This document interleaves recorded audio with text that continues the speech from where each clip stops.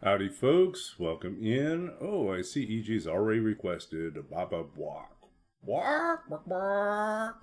Baba Block. And a Pros Before Wolves. Okay, let's see what we can do to accommodate that.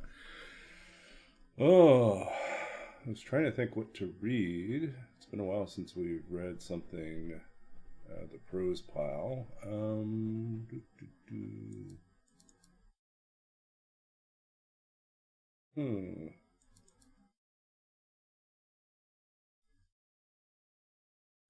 Unfinished projects.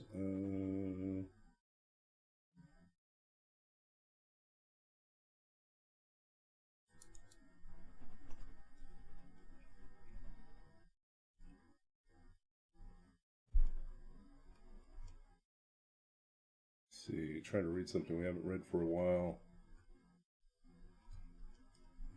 Hmm.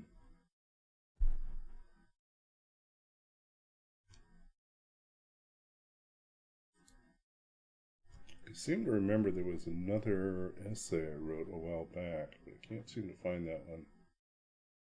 Um,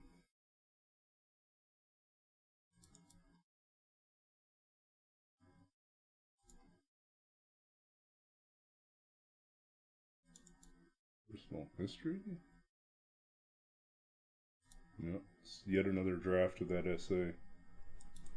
Well, maybe we'll read from that essay. Okay.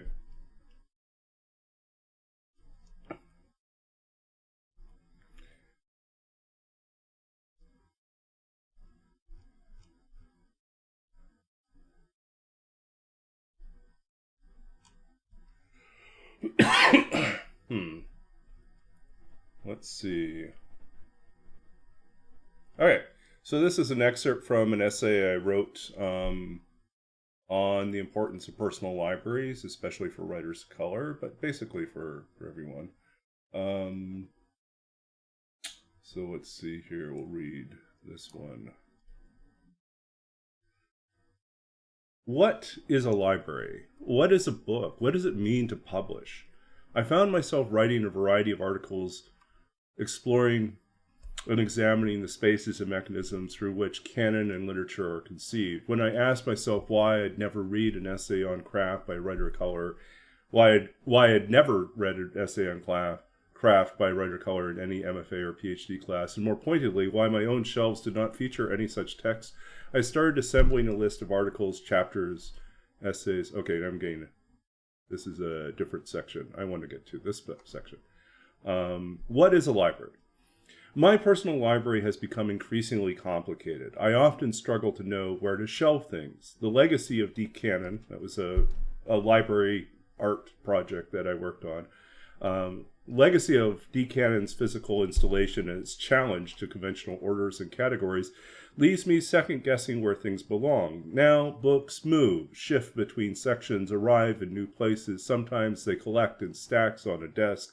Sometimes they reassemble themselves in new places. Not always exactly in an alphabetical order or separated by theme. My mind is similarly disrupted. Order is more fluid, the interior more dynamic.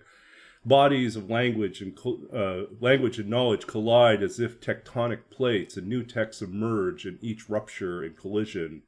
I am in conversation with the books I have assembled around me, and they with me.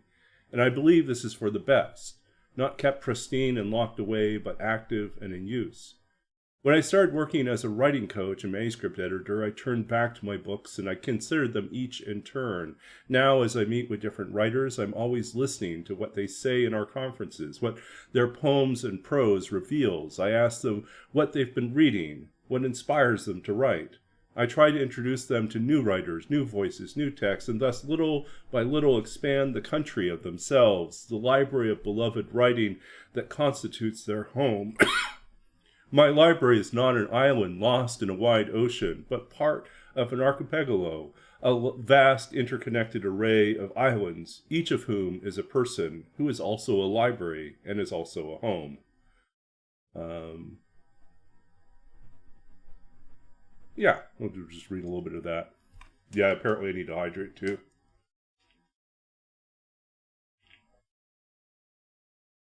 Hmm. somewhere I still have cough candies left. Um,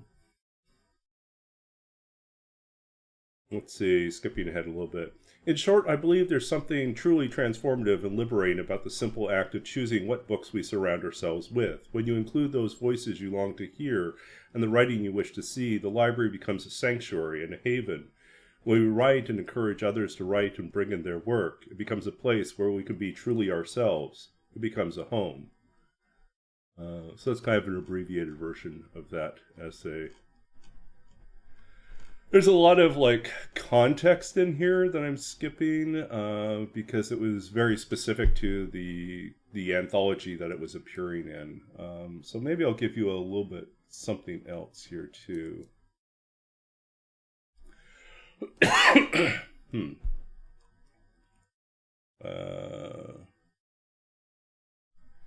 So here are 2 bits. These are like little things I think I wrote these as part of what might have eventually turned into, I don't know, maybe these pieces will turn into a memoir of some sort. But these are like little reflection pieces. If I could change one thing, I think I would have learned to play piano, but I'm not certain when. I would not have traded the woods and my afternoons as a child wandering free. I would not have given up chasing garter snakes through the grass, or catching tadpoles in jars, or watching the frogs and the birds. So much of the world I love, I learned in those hours when I was free, and did not have to stay fixed on stools perched over keys. And yet part of me still wonders what it would have been like to make that box of strings and ivory sing. Part of me wishes that I'd learned the other language of the world, the resonant voice of wood, each soft hammer down on tightened wires. And then the other random little piece here. It's been years, but I can still hear the sound of my father's voice just weeks before it started to disappear. At first, just the occasional slurring of consonants, words imprecisely formed. Then the silences between them grew larger, until too large to leap across and became oceanic and vast, the bridge of language crumbling into the dark void. I could sense his mind struggling to pull each piece of debris back into place. But the waves grew larger, the distances greater, his voice soon more ghost than material being, sound mere memory, something that haunted the shores of the life we lived. And then it was gone, not even shadow, like snow that cannot bear the sun, but fades abruptly, suddenly, leaving nothing but a few leaves, a pile of earth, a loose bit of paper that stirs before being pocketed by the wind. So, 2 bits from what might be a memoir. Actually, I kind of feel like they're prose poems. Maybe I should send them out. Yeah, maybe I should. Okay. Thanks for forcing me to dig into the archives to find something I haven't read for a while. And I think it's going to be something good. We'll go back and revisit those later on. And suddenly, why did suddenly the lighting change here? Let's go fix that again. Suddenly we're in pitch black. Why is that the case?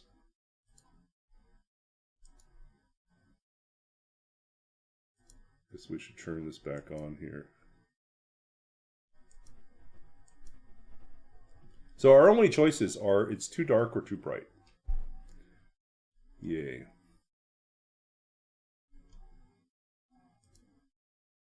Well, maybe turn that off and see if that helps. Nope, we're still too bright.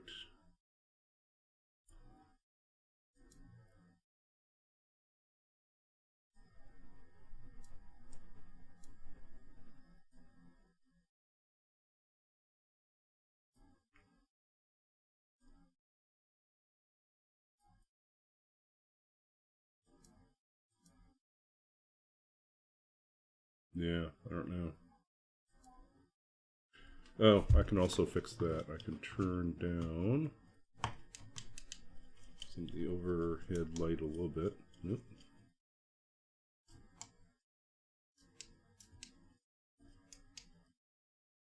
Okay, that'll do. That'll do, pig.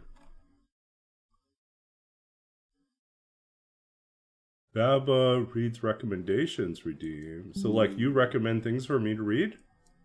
We definitely should have that. Hold on a second. We can make that happen. Let's see. Where do we put that in?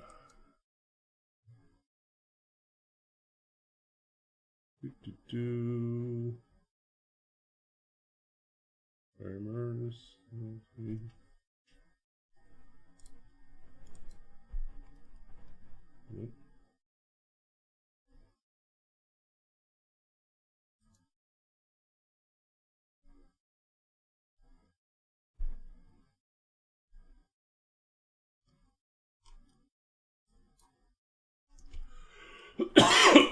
Okay, so let's see. Let's try this.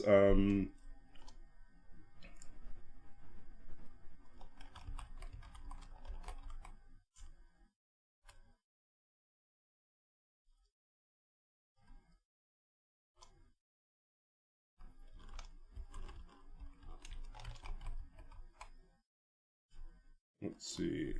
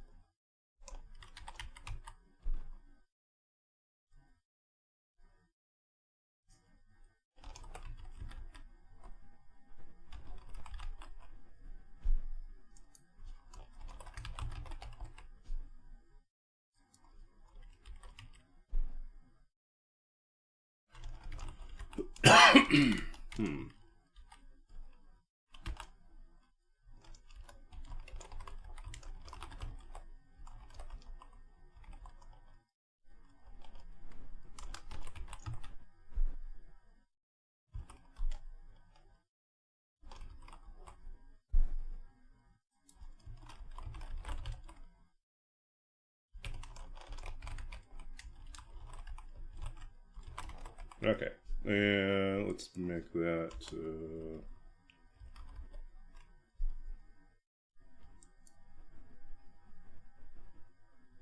No, I don't have a.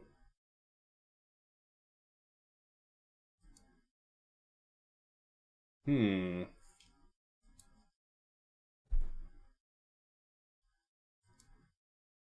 see if we can find an appropriate thing. Of course we can't. I think we have to upload something. Hold on a second. We will get there. We will totally get there. I got the pieces. Make this work. Projects, Twitch, and where are my emotes?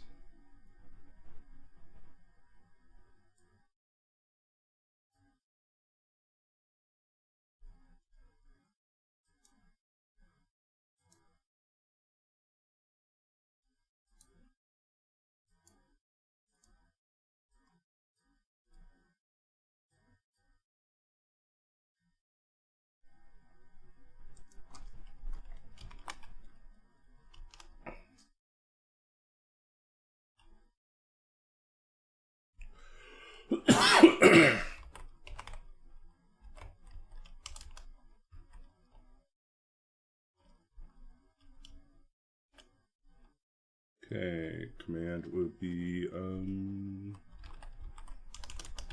someone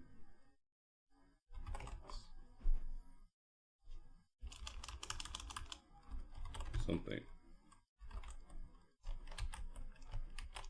We'll just call recommend.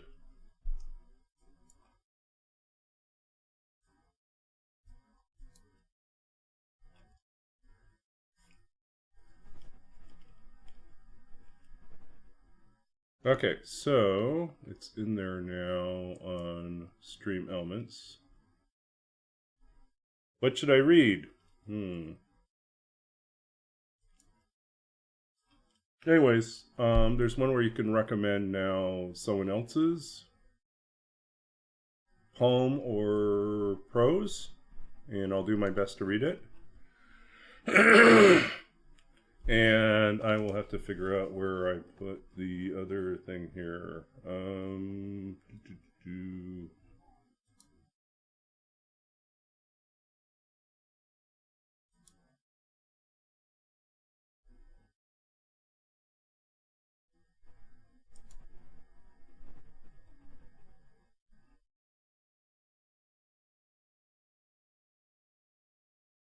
Oh, okay.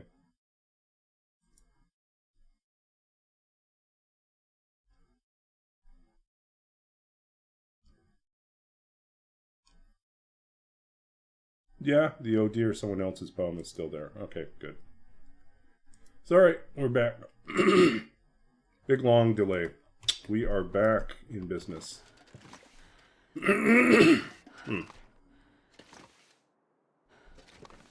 Okay, so it is a new day.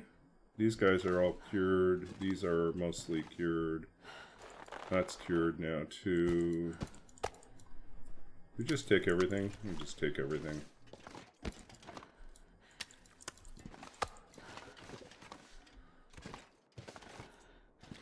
Extra fire striker. What else in here that we want to take?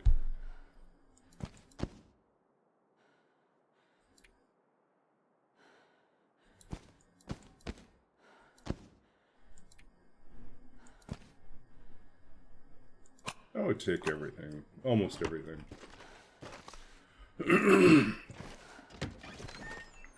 Alright.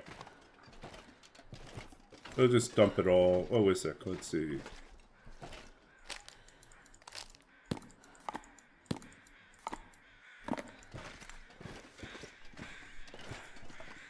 We're just gonna go down anyway, so who cares?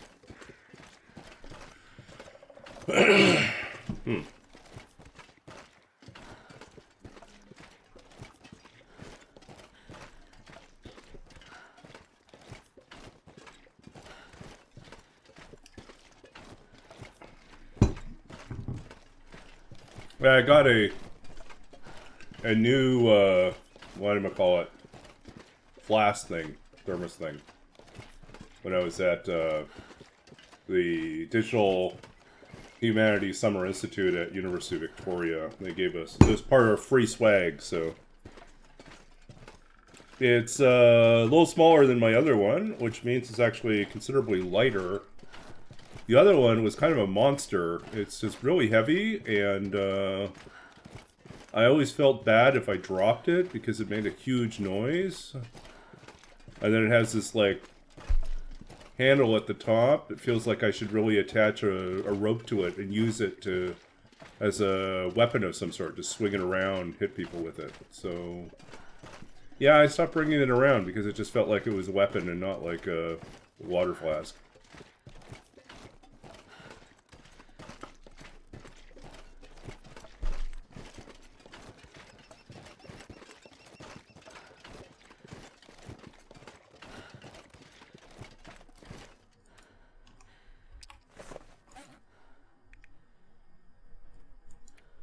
Did we already eat our way through all that meat?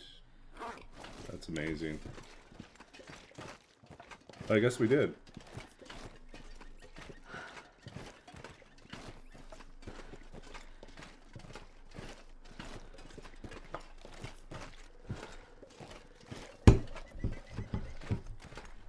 So I've been holding off on making a very difficult decision. Although I think I've already made the decision. I just hate going through on the last step of it. I think it's because I've been leveling up cooking, so I cooked everything at 0.5. Like 0.5 kilo pieces, and so it looks like you have a lot, but actually you consume a lot. I probably do have pretty high caloric burn right now. I think that's probably the case for this run. That's a good guess. But yeah, I've been, I have this, I think I mentioned this last stream, I had this offer to move into on-campus, a type of on-campus housing that requires like a mandatory meal plan, which is a significant chunk of money, to be required to eat the only thing that they're preparing for you So like you don't have options, you just have like meat option, vegetarian option. At the beginning of the month you decide whether you're having meat or vegetarian, and then the whole month you're stuck with that. And it's pricey. You know, I can cook for a lot less. And I like my cooking. And then I think the big draw for the program, like for the campus housing, is it's a type of communal living sort of experience. So you have around 100 graduate students all living together in this one set of dorms, and they all eat together for dinners. And it kind of models itself after kind of a very UK style of, like older UK style of, yeah, just a different model. I think if I were at the beginning of my graduate school journey, and if I were craving opportunities to connect with other scholars and kind of future thinkers in these fields, then the opportunity to like dine together, have conversations together, and riff off of each other would probably be even more attractive. I honestly feel like 15 years ago, this would have been a fantastic opportunity for me. But these days, I'm actually mid-career as a writer, older than pretty much everyone that'll be there. And I'm not certain. Like, I'd be happy to chat with the faculty. I'd probably get along fine with most of the students. But I don't know if I want to be in like this constant scrum of people. Whereas I think there's really more for me is like the attraction would be to have a small group of people. Yeah, there's no second preface. The prefaces are kind of laughable from what I've seen. It's like oatmeal, you know.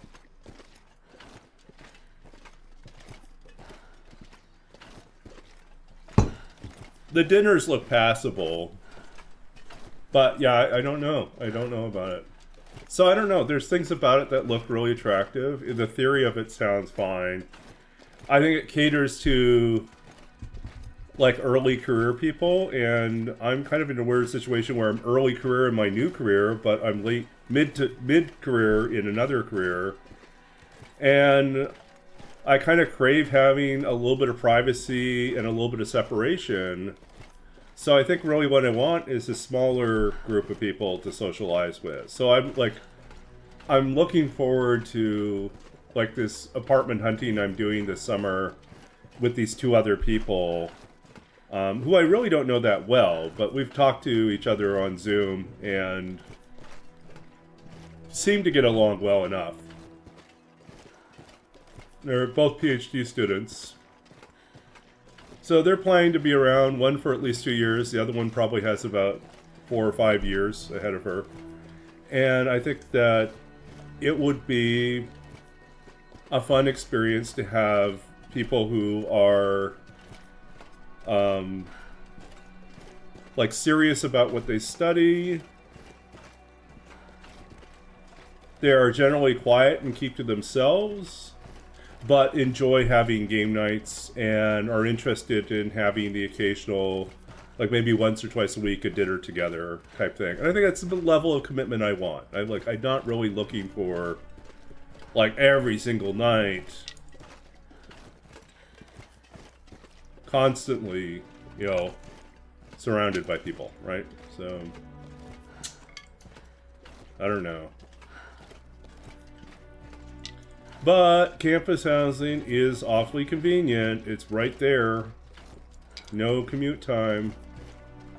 And campus internet is ridiculously good. It's like blazingly fast and makes streaming really easy.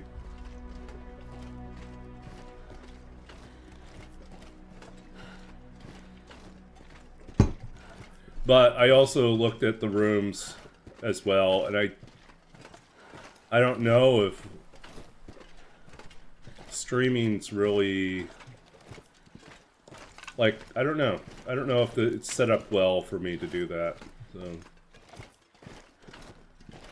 there's a good chance that wherever I move, if I don't take this offer, wherever I move, I'll probably have to spend a little bit of money to furnish. But I also look at the possibility that there's a, not a guarantee, but there's a good chance that I'll end up staying in the area because I have a good relationship with the people that I work for and the university itself, a number of departments. So I think there's a chance that they may carve out a job for me when I'm done. They've indicated that they would like to do that. So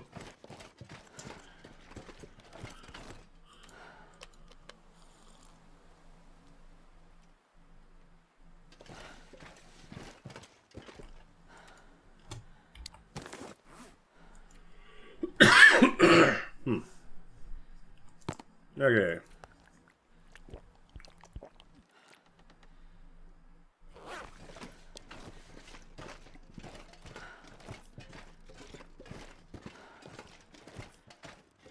We're serious. We're actually getting out of here now.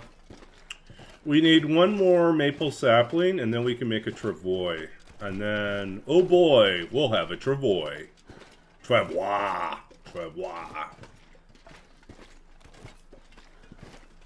It's probably travois. Travois?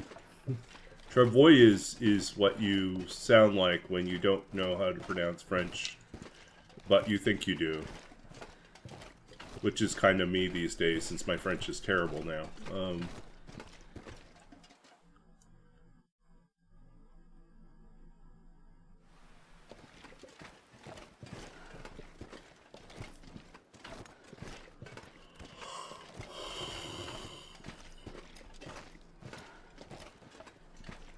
What? Try what?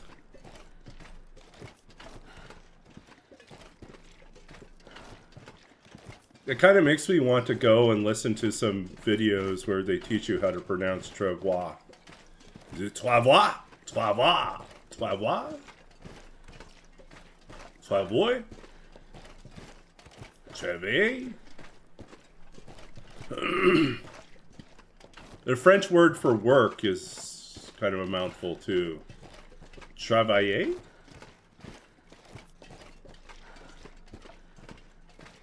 And if you're a worker, it's travailleur? Travailleur. So travois, I think, is really like a modified version of like work. I'm guessing. That comes from that work of moving stuff, basically.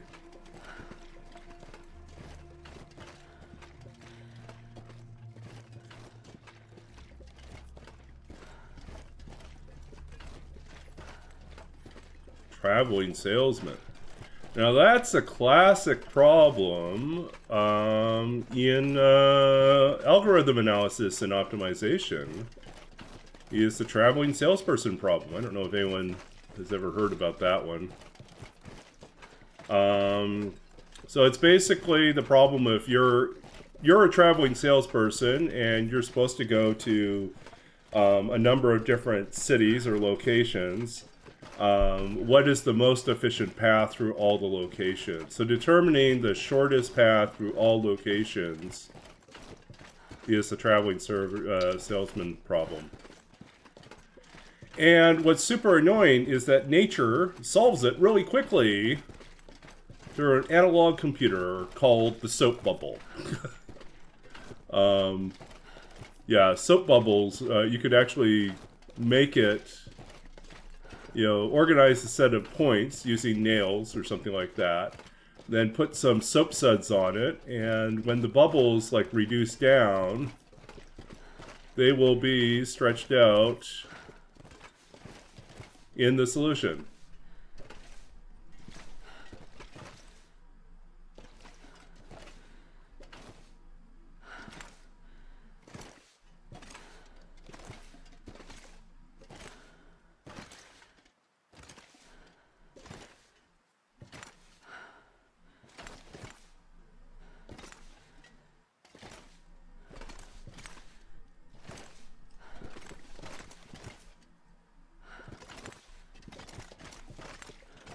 bad idea, isn't it?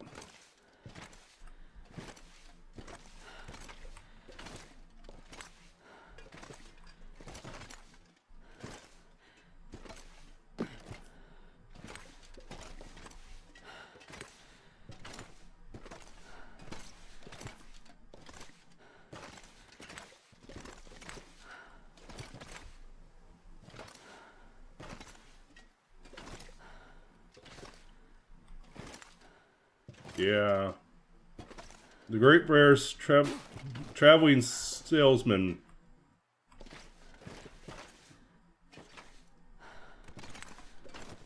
Uh-oh.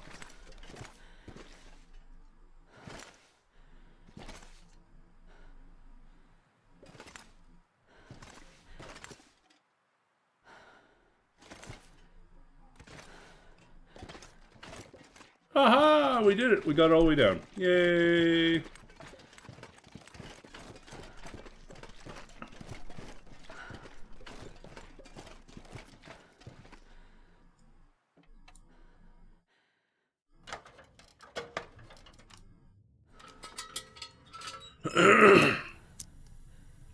Alright. Look at all our stuff here. Look, even more stuff here.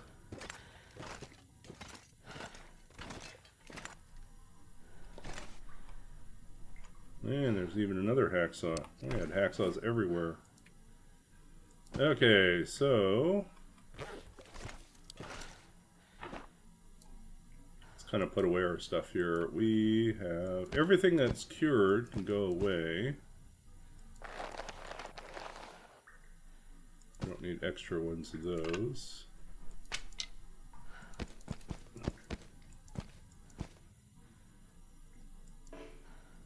Oh, it's full.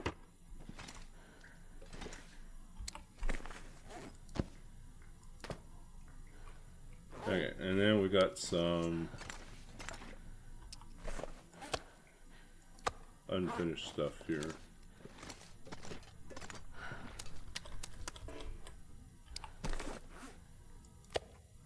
Oh, there's a fresh wolf here still.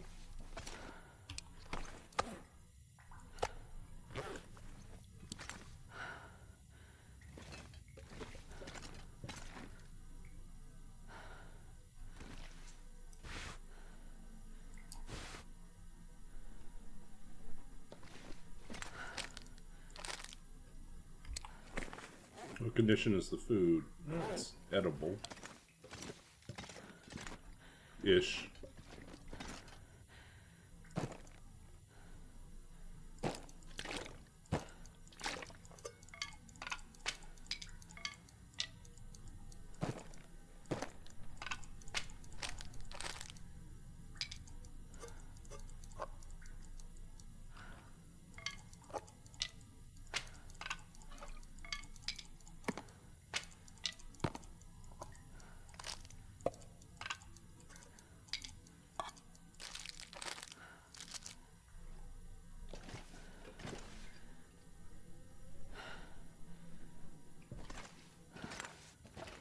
Okay, let's see what we can do here.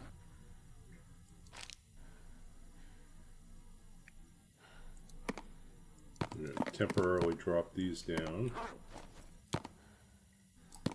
Just put them on display here.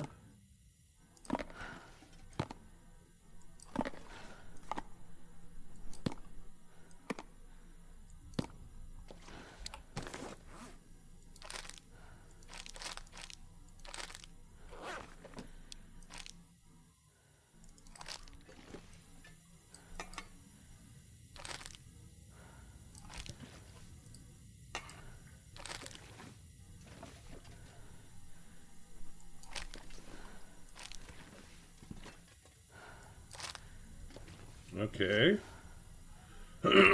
What else can we put down here? Do we need all the coffee in the world? Probably not right now.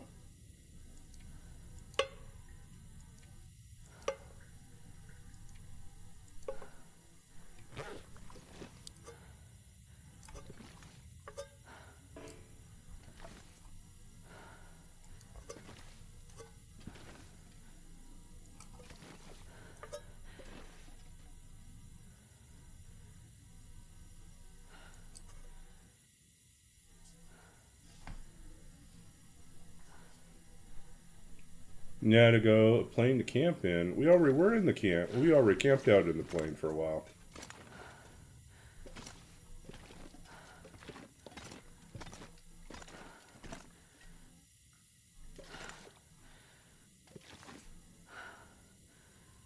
Snare. Don't think there's anything else we need here. Oh, lucky day. Is that better than our current hacksaw? It is.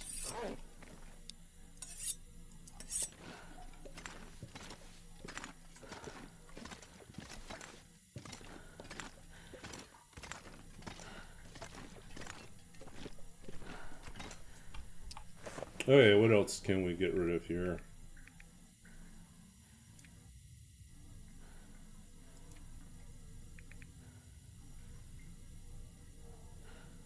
I guess we don't need these either.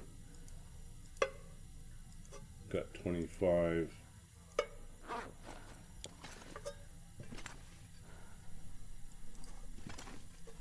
These aren't heavy though. 58. It's probably food.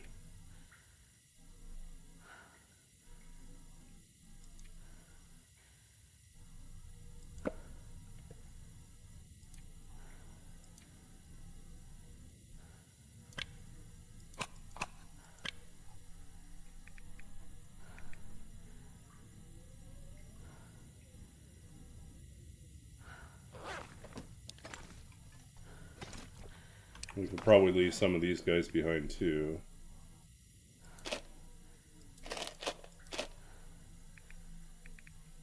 But I think the biggest culprit is going to be food. And yeah, clothing's just heavy. This stuff is nothing. This is...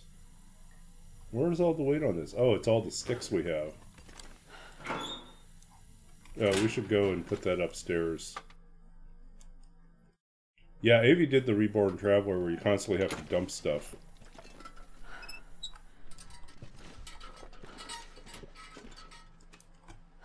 Hey, let's see what we got here. We can eat this guy. We should definitely get rid of this guy. Don't get sick.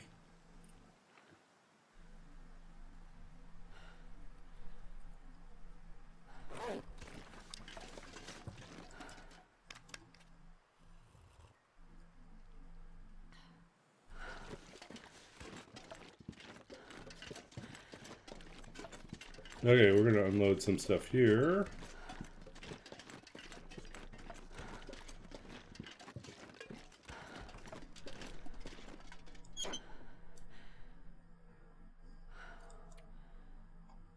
Let's see what we can get rid of here. We don't need one of these. We can get rid of...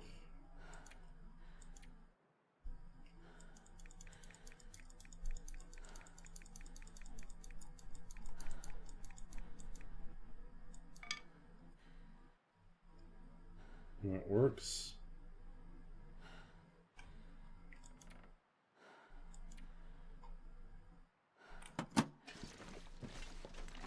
So that definitely helped.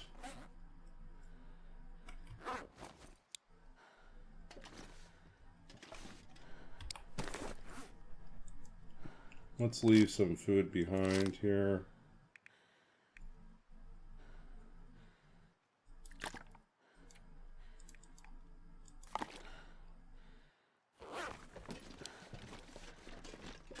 Okay. Now we're off looking for samplings.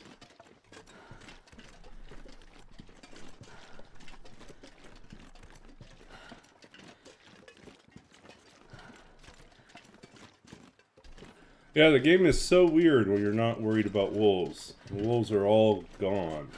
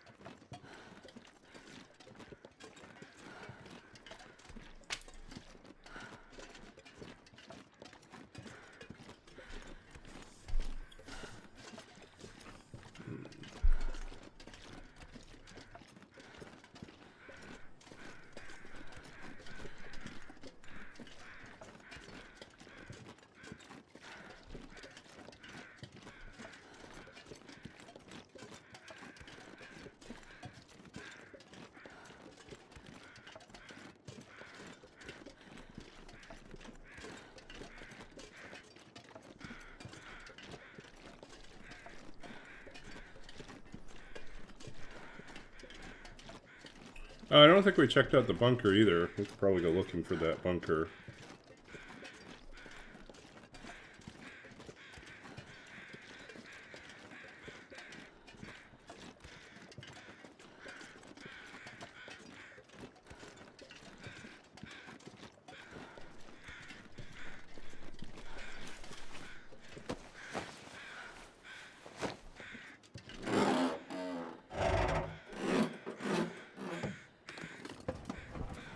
I'll take it. Just leather.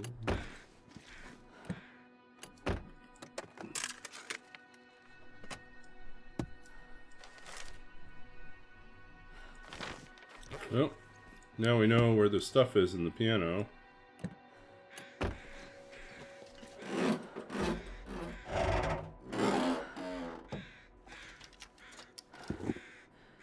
Nope.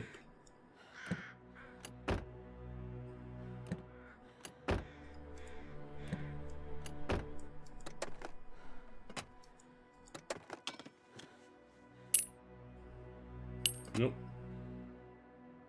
Don't need revolver casings. There are no... Actually, we don't know. We haven't seen any guns, so... Assumption is there are no guns.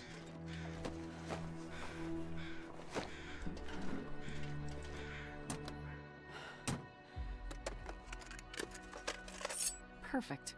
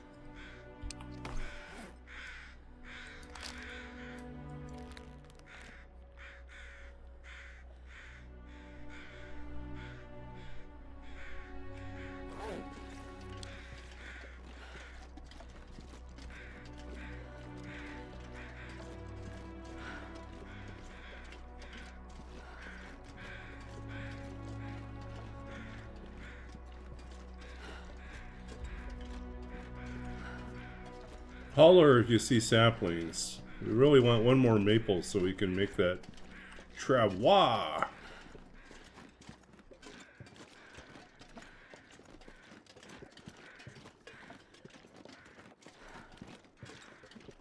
Do.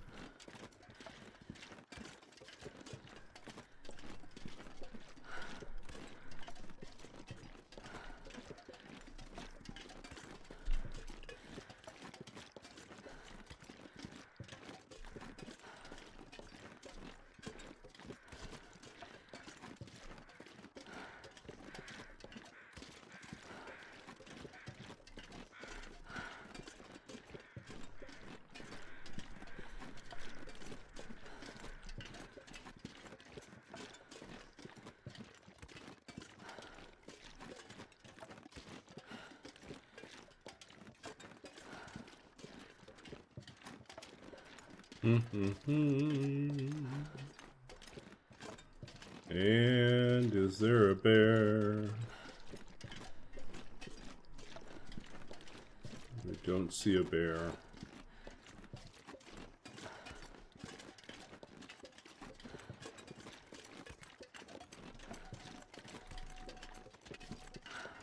I don't think we visited the whatchamacallit, the bunker over on this side, so we're gonna go visit the bunker. We'll also check and see if we see a bear around. So far, no sign, no bear tracks.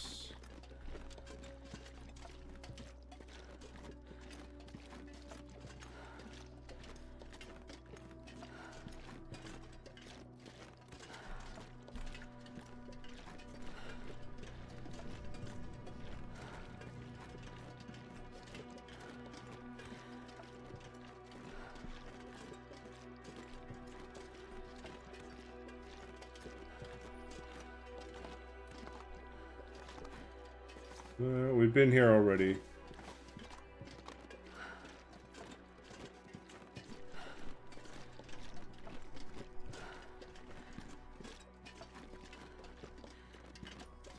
So, I start a new D&D campaign on Sunday. And I need to spend some time tomorrow.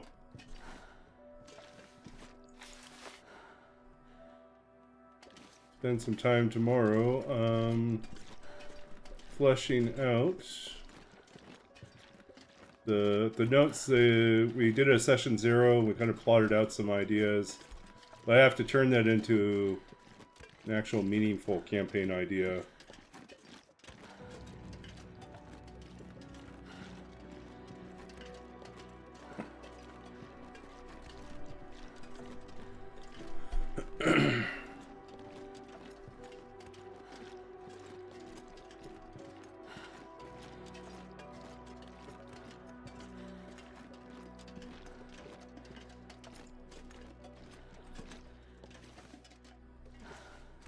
Yep.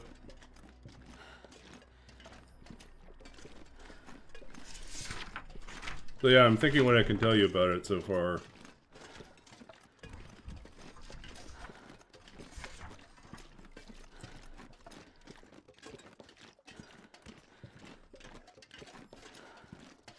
Yeah, so far we have a Kenku sorcerer, a fairy warlock. Oops. Oh, did I accidentally go into... How do I get out of that?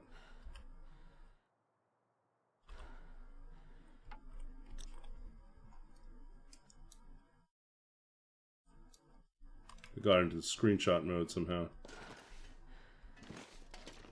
Totally unplanned. Yeah. So Kenku... This is the party so far. Kenku sorcerer, fairy warlock, Aarakocra rogue, and a half-elf cleric of the grave. It's gonna be a weird one. All sorts of feathered folks. Maybe we'll call it birds of a feather.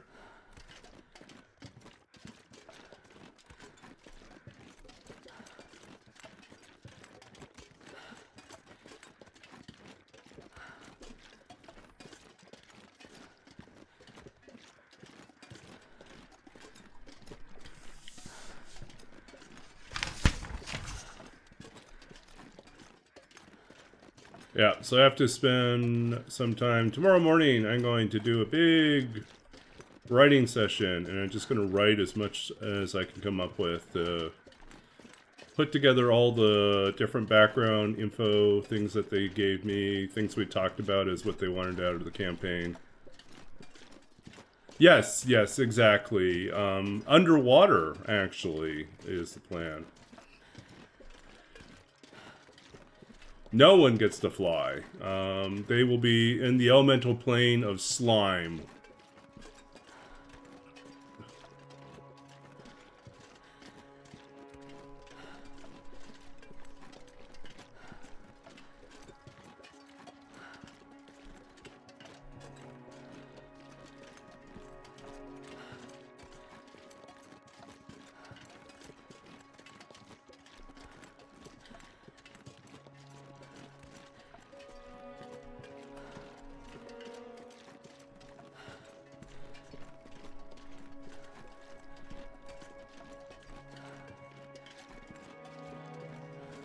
They're just double checking, but I don't believe we've seen any sign of a bear.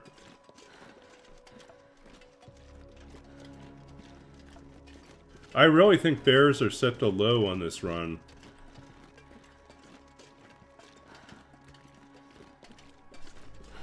Gelatinous cube country? Yeah, something like that.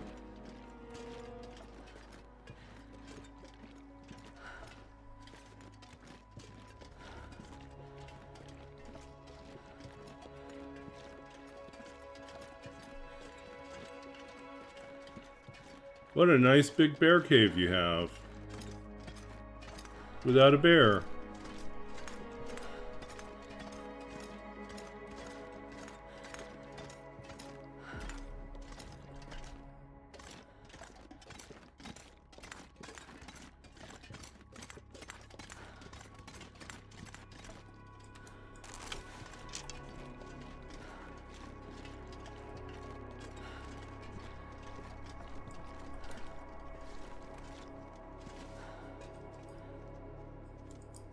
Why can't we, A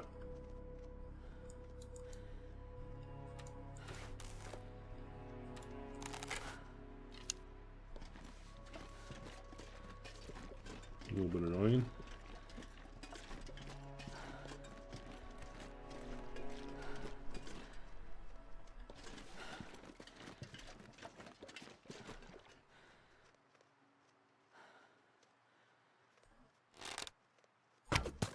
Oh, short.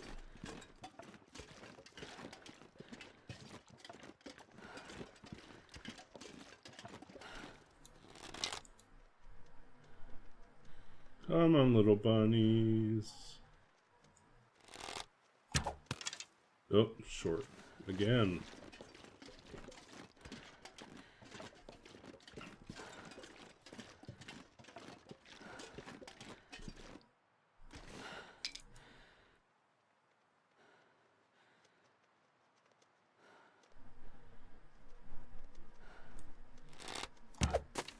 Oh, that was definitely off.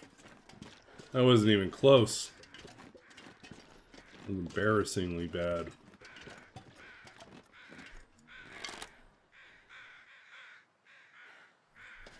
Hey, we won't even worry about it.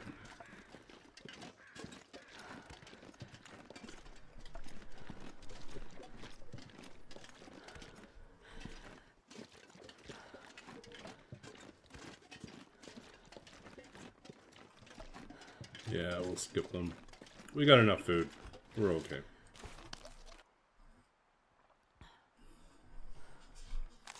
We don't need more rabbits.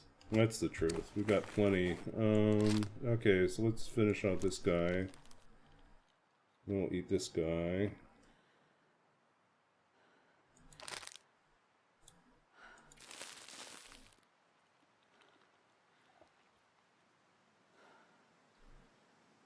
Okay, and we still have a few cans to go.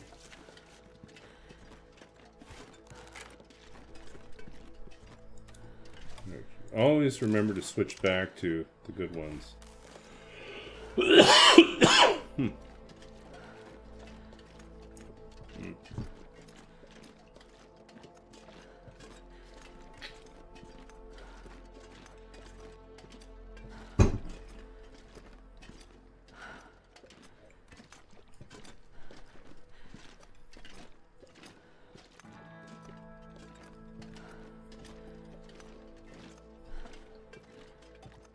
So yeah, the Vancouver housing market's pretty interesting. It's really pricey if you're an individual.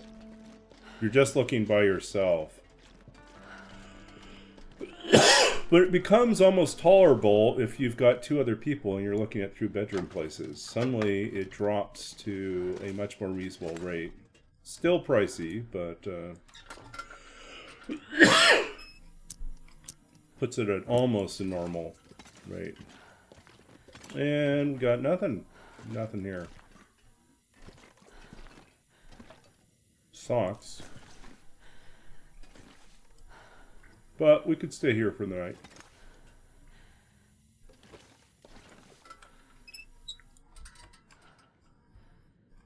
Okay. What do you want to do here?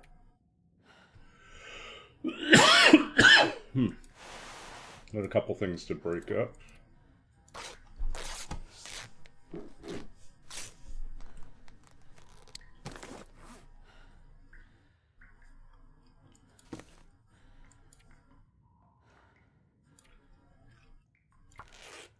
Just water comes out very slowly on this one. Hey, anything need repairing? Not yet.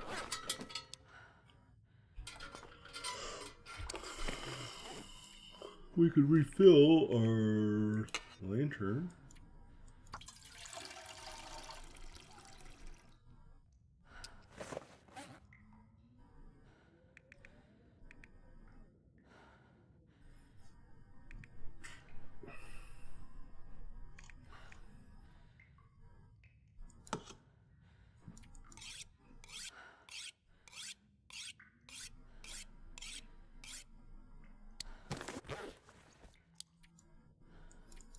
Now, they did request an urban campaign, so I am making plans around that. The last campaign was pretty rural, so they're kind of eager to have something with more city intrigue.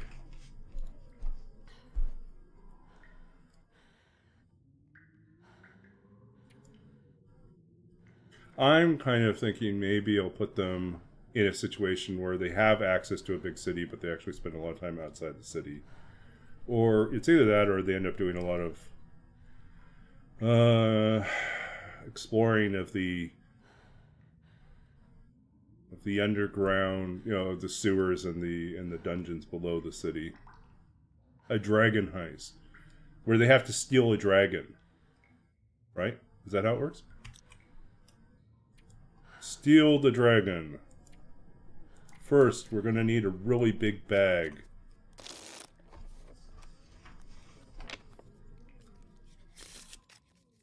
I think that would have been a much better dragon heist. Steal the dragon.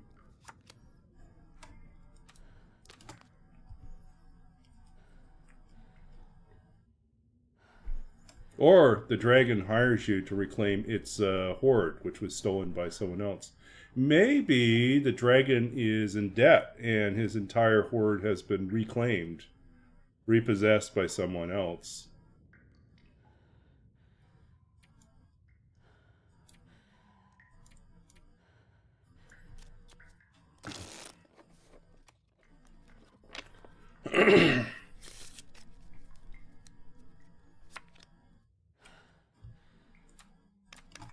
I want some interesting twist to happen. I usually like to have some sort of weird way we start.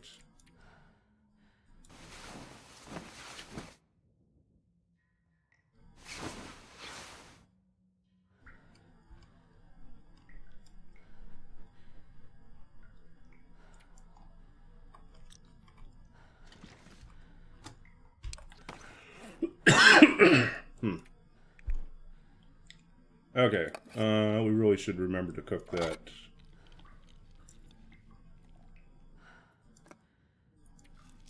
Tomato soup next time, but here we are.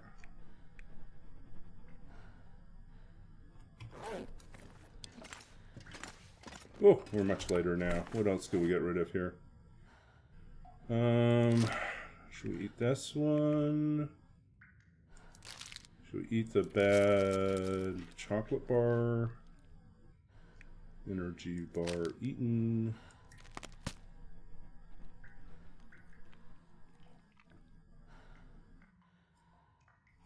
Hey, there's a tiny bit of that left. Okay, so we're going to make good speed now here.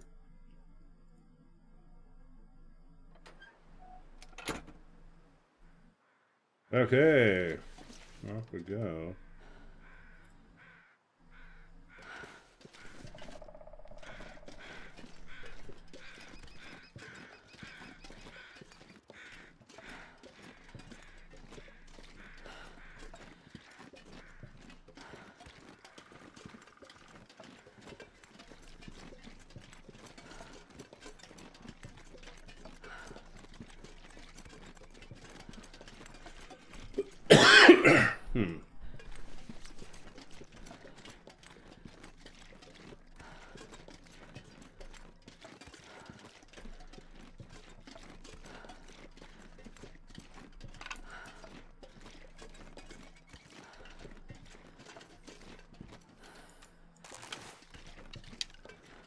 Okay.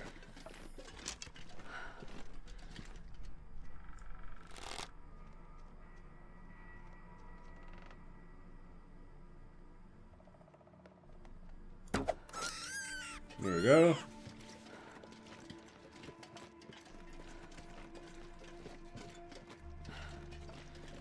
Much better today.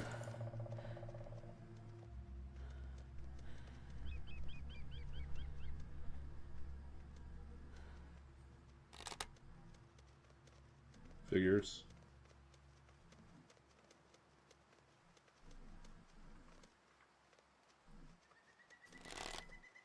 Keeps moving around too much.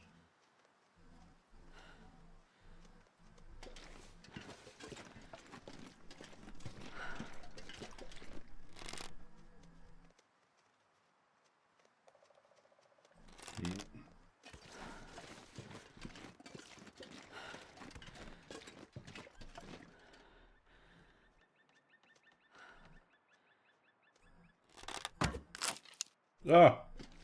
What, I got him, but I didn't get him? Oh, that's interesting.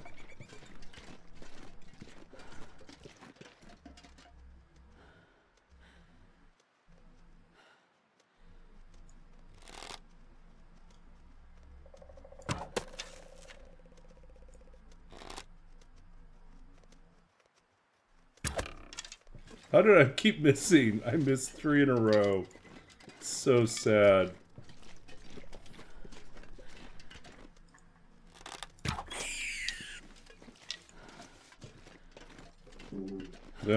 That one rabbit.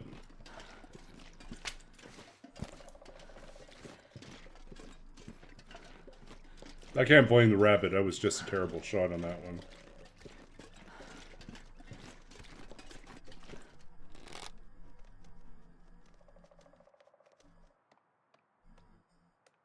Come on. Overcorrecting. Overcorrecting. Overcorrecting.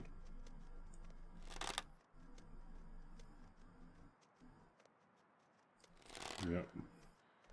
Overthinking. And behind the tree goes.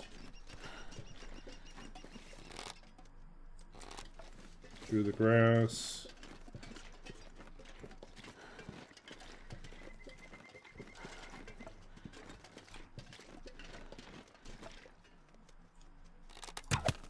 Ah!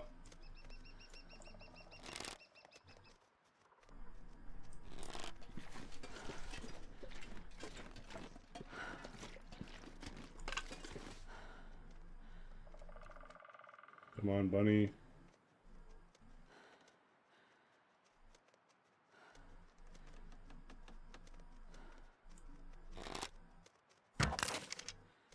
Ah! How do I not kill the rabbit? Am I that terrible? I get credit, but I don't get the rabbit? There we go. That was pretty terrible.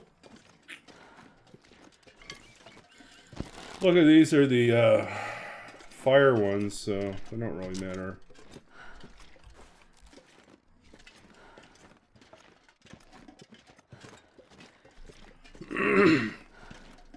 They meet in a tavern. The tavern's inside of the dragon.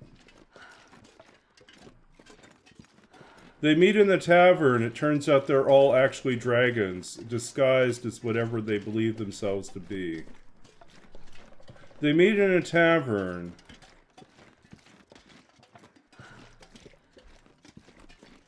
And are surrounded by others who are deluded into believing they are not the characters, or deluded into believing that they're not dragons, when in fact they're all dragons.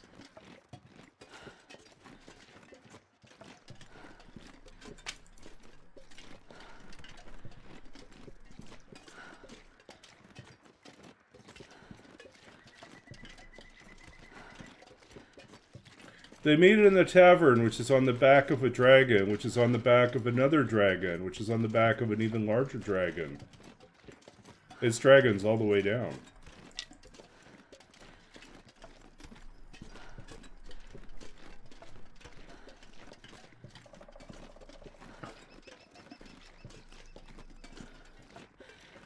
They meet in a prison, but it's a Scandinavian prison where they're treated very humanely, are given like clean clothes and sheets, comfortable accommodations, are treated with respect, provided education, and opportunities to work in the community to rehabilitate themselves in a meaningful way.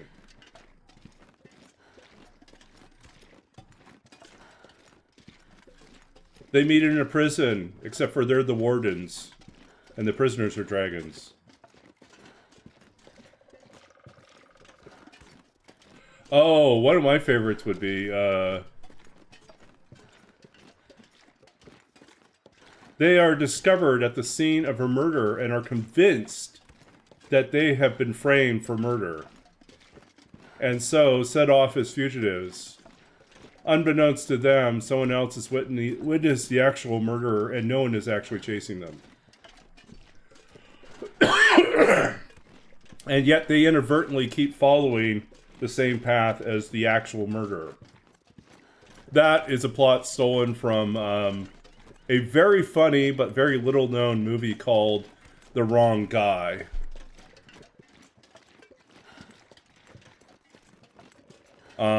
With Dave Foley. It was a Canadian film, and the distribution company folded just as they were finishing production on the film. And so it ended up becoming a direct-to-video movie instead of getting a theater-wide release. But it's actually hilarious. It's full of Hitchcock references. It's one of the funniest movies I've ever seen. Yeah. And if you're a film buff, it's like really good. If you aren't as familiar, there's a lot of stuff that just goes over your head. So.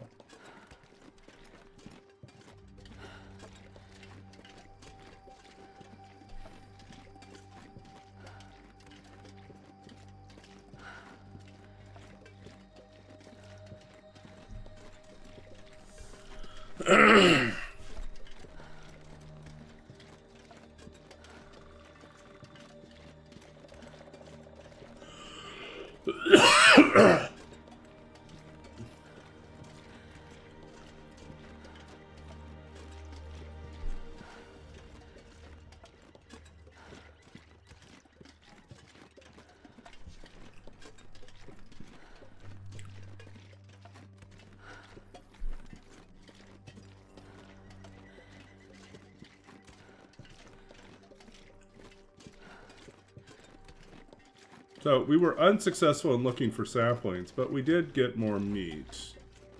And more hides, but we don't even need the rabbit hides. I mean, what do you do? So many rabbit hides. You don't need them all. It's like I can't make like a rabbit slippers or something like that, or rabbit earmuffs, or I don't know.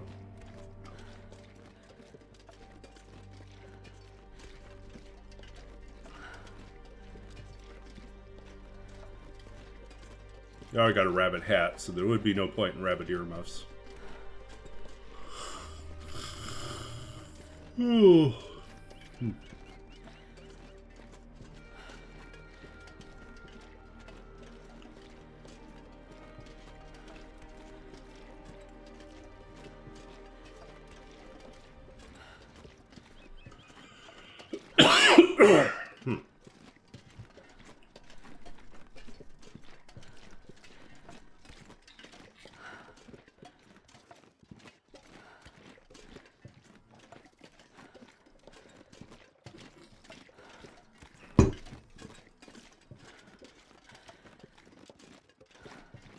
Pull a rabbit out of the hat.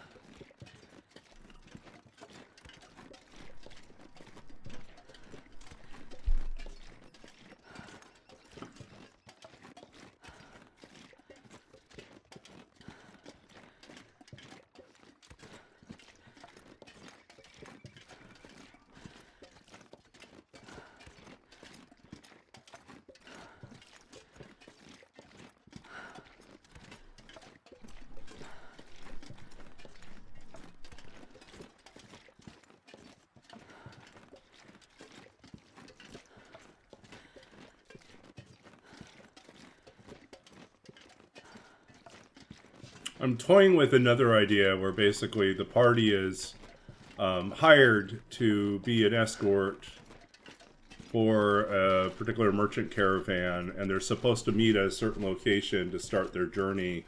But when they arrive at the appointed location, they discover that the merchant caravan's already been slaughtered. And upon their arrival, there is a high-pitched whistle, and they hear someone yell, "That's them! They're the murderers!" And so they're framed right from the offset. It's yet another way to get them on the run, which makes them, I don't know. I don't think it's the campaign they want to play, so I probably won't do that.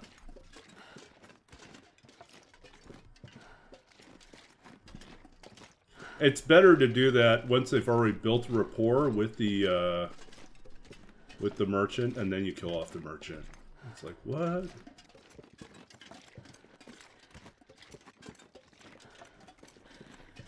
Merchant's not dead when they get there, just severely wounded. They might be able to rescue him, maybe. 3 bunnies. 3 bunnies we have.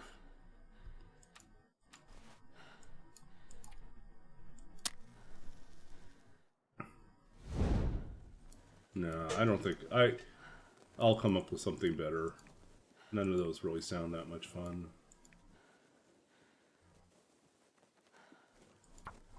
I'll be honest, there's a part of me that is starting to see the attraction of just running an out-of-the-box module or campaign.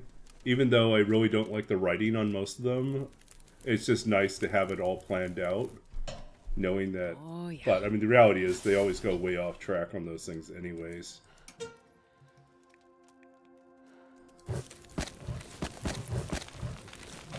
Hey. We probably should have done this, well.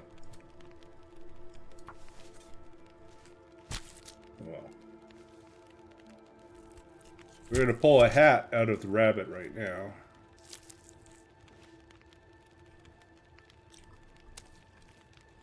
Look, a little meat-shaped hat. Put it on its head.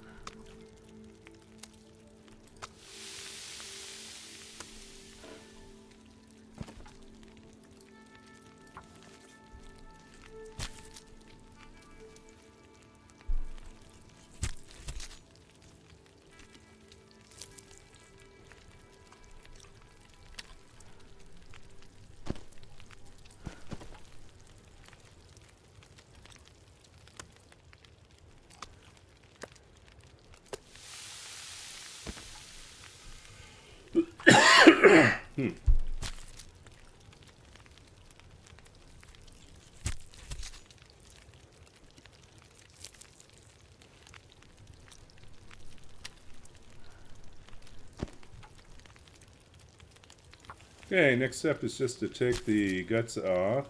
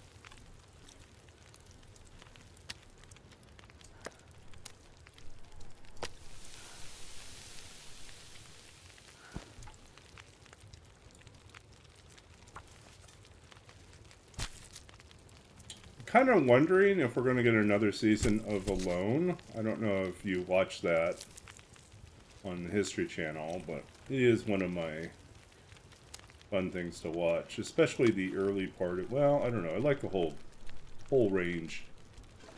What happens.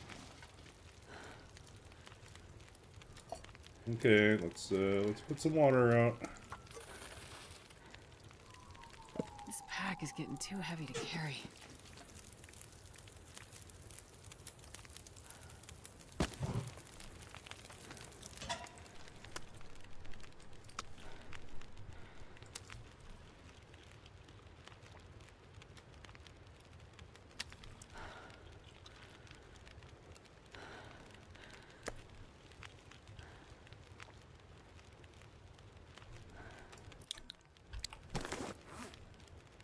Okay, I need to finish that one off.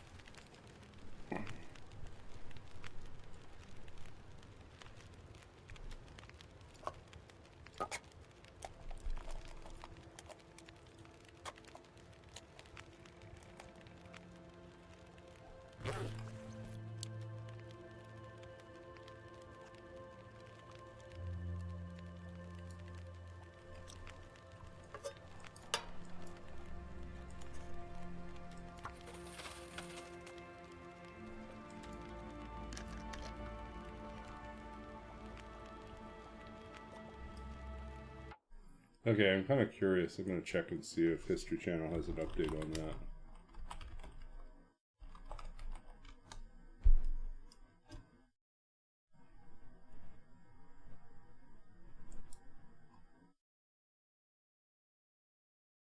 Doo-doo-doo.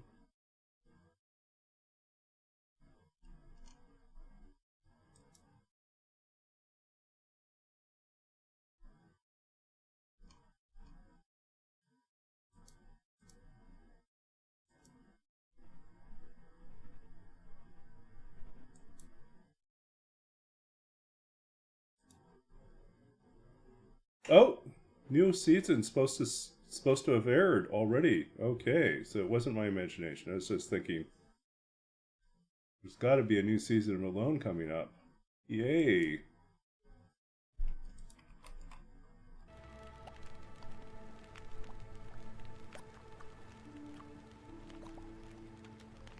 was thinking I needed something new to watch because the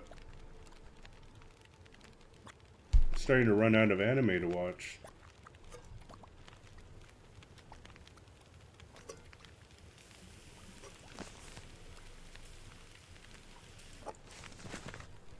Oh, save that at the last minute.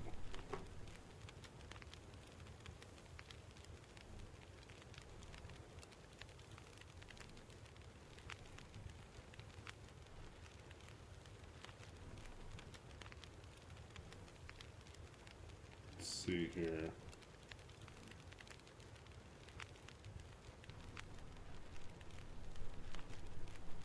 Yep.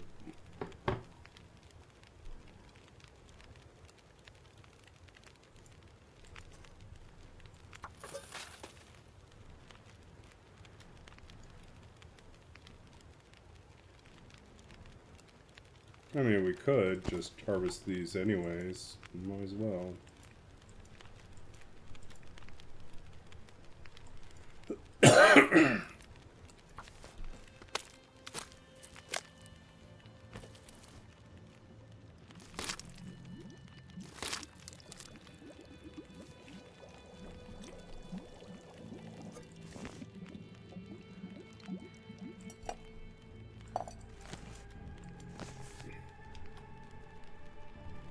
Yeah, we don't really need all these guys.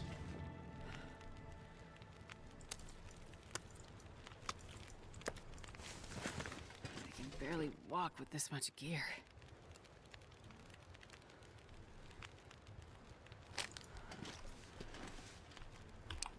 Hey, let's figure out what we can leave behind here. Let's leave 2 of these behind. Don't really need them all. Leave a leader behind.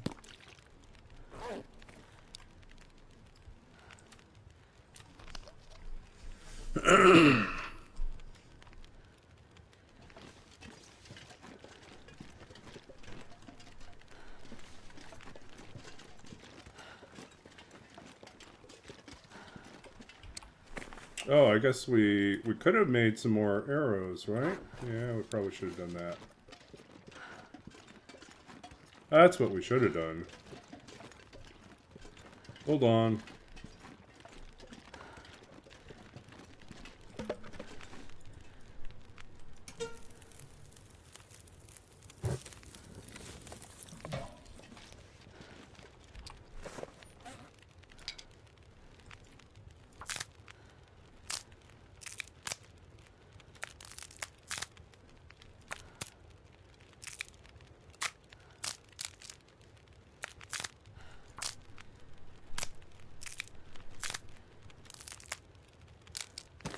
How many sticks do we have? That's enough.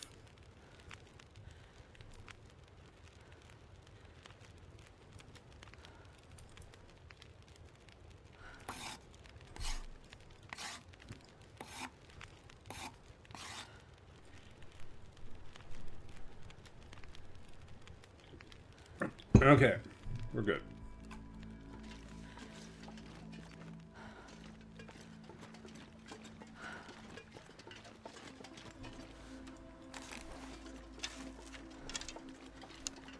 So, 5 and 7.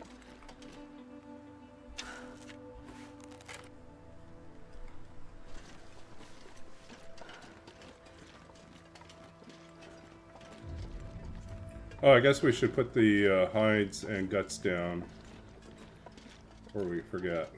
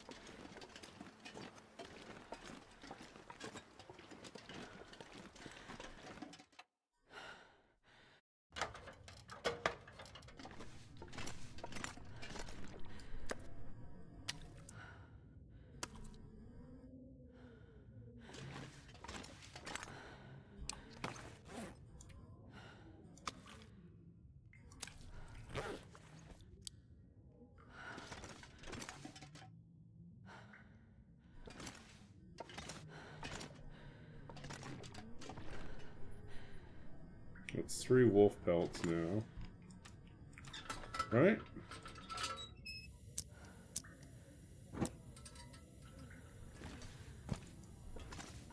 One, 2, 3. We're 1 short.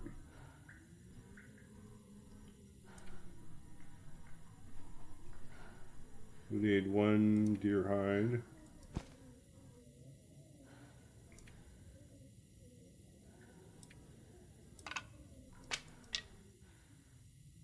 We need 1 more maple. We'll take all the guts we can.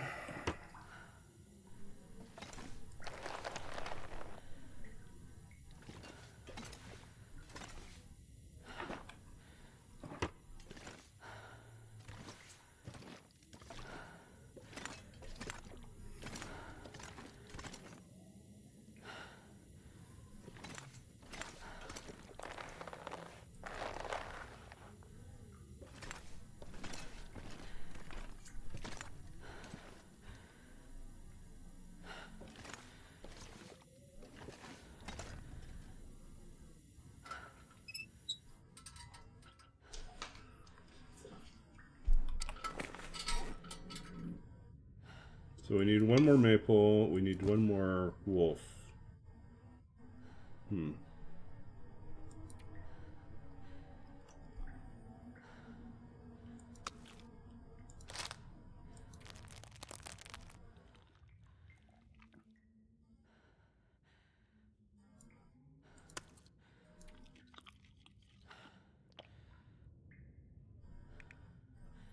currently at 6, 8 crackers. Should we just put our crackers on display?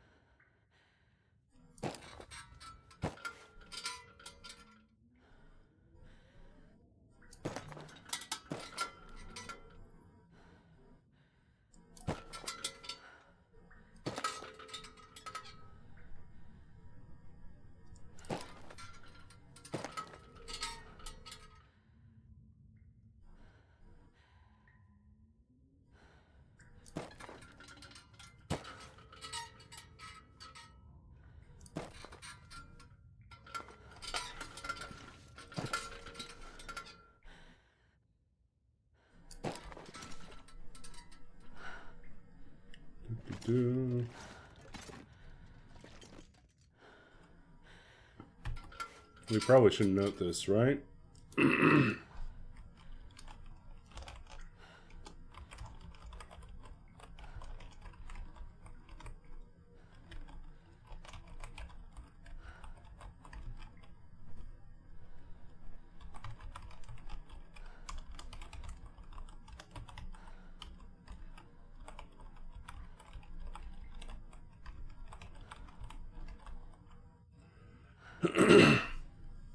Okay.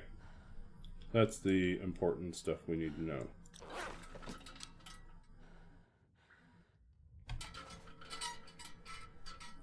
We might take those with us too.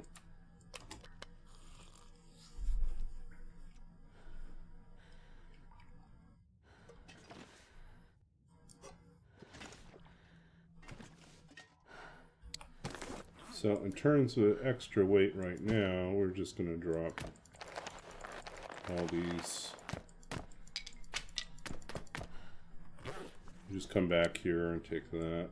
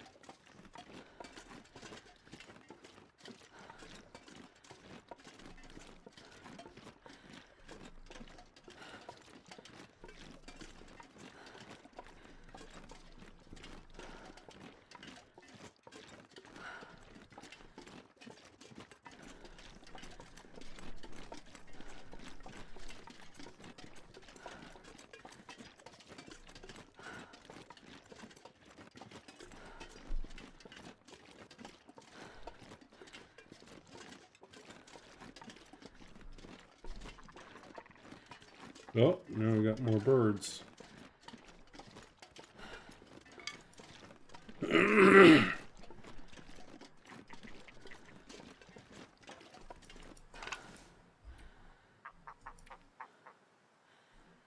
25 days so far. We're almost next level. Next level.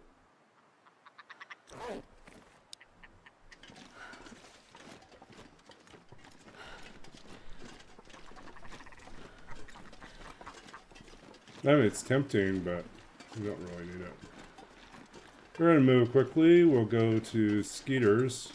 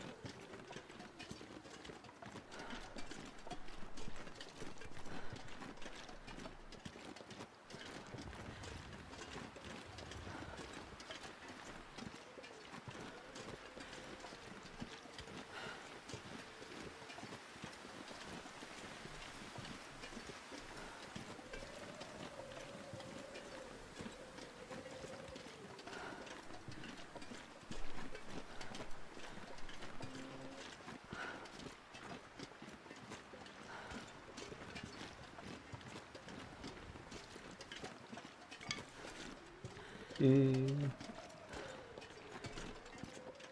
do we got? Saplings? No saplings?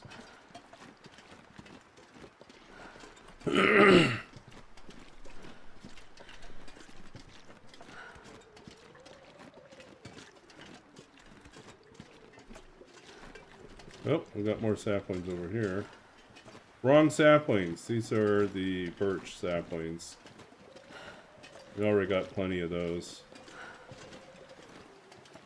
But we'll collect them nonetheless.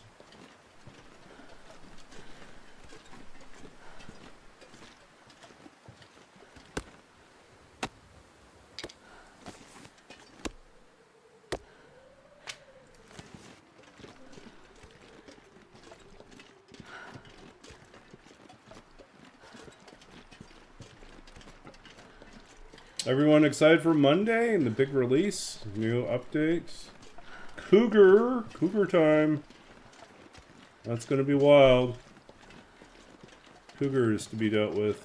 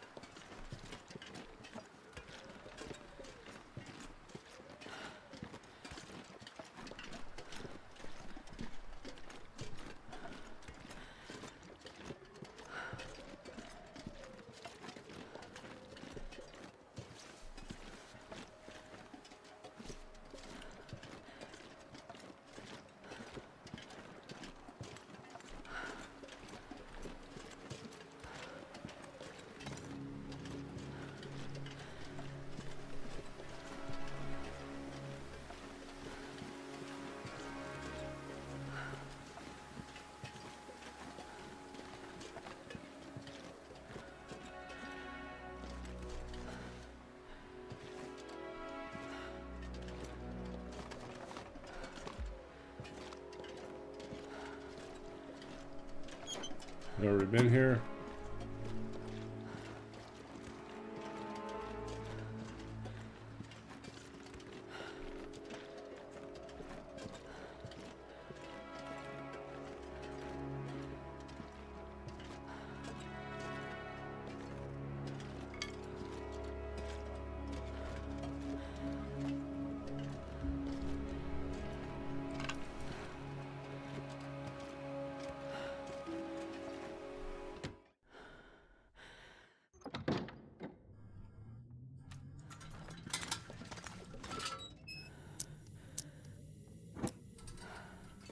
Probably sleep here tonight. More firewood. More sewing kits. Take one of those.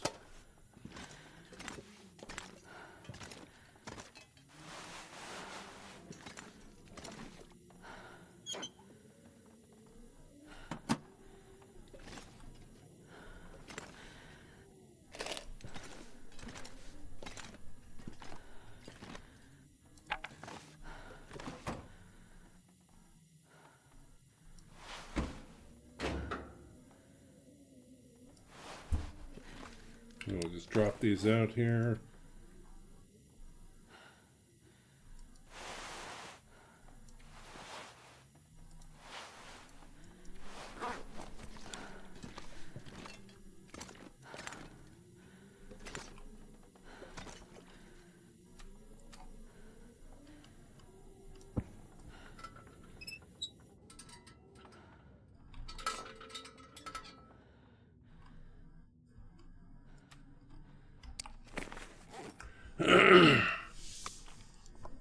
Okay, finish off the tomato soup.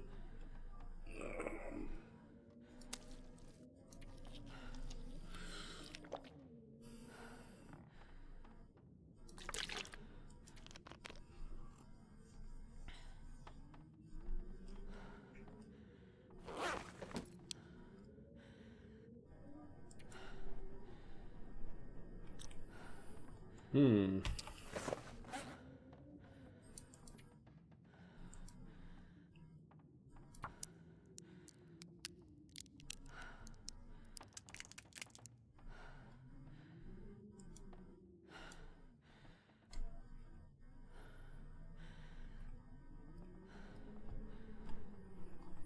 Hmm.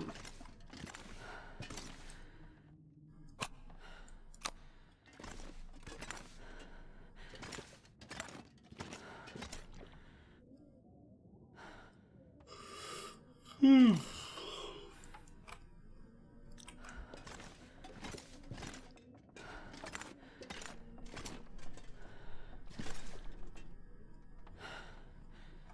I'm not even tired.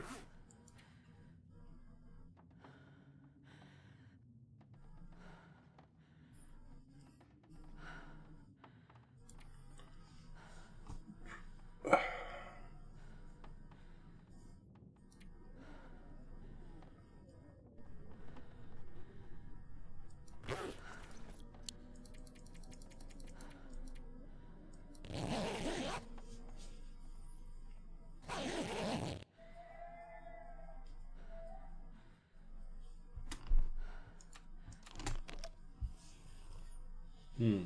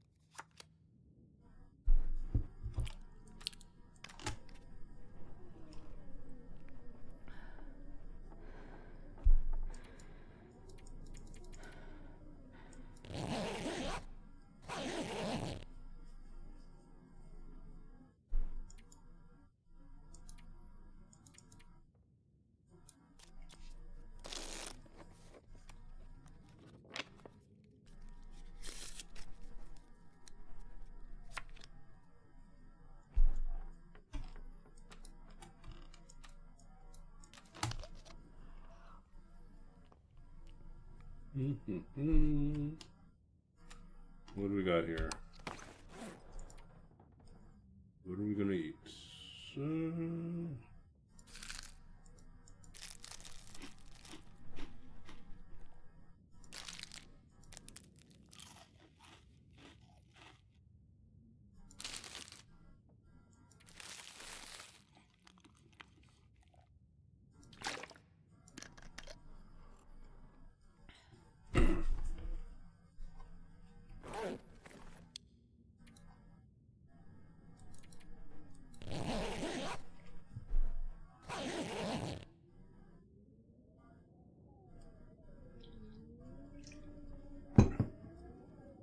Still sounds gusty out there.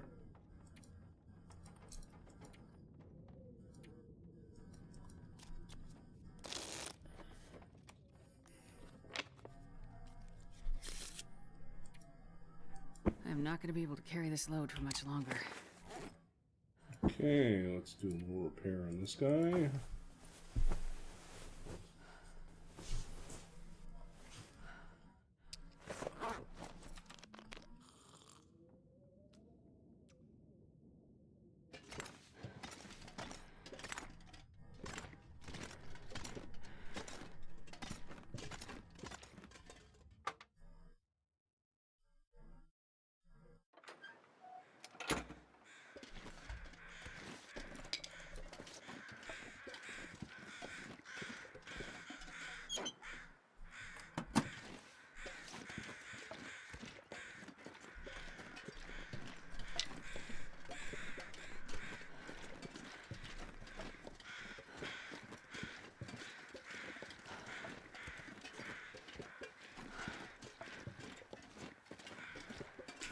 Okay, let's think about where we want to go. We want to go to coastal. No, we don't want to go to coastal highway. We want to go to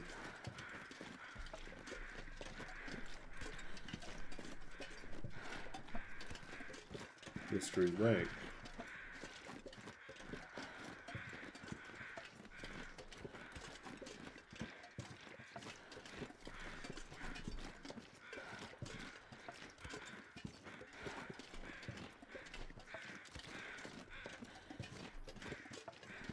pack is getting too heavy to carry.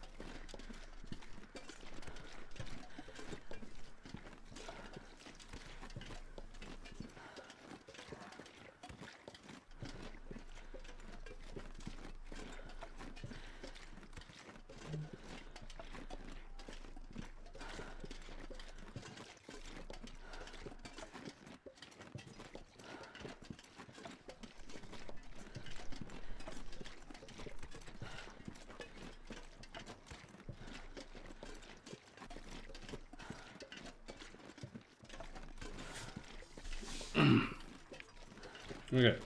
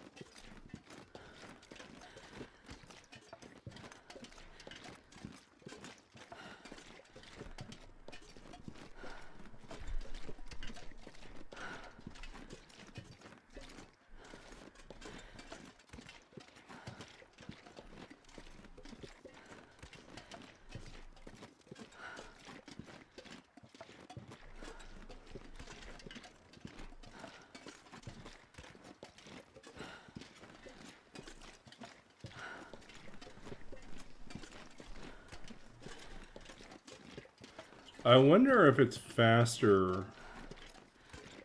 to go from here to Coastal Highway, then immediately loop over to cross the ravine to go to Mystery Lake.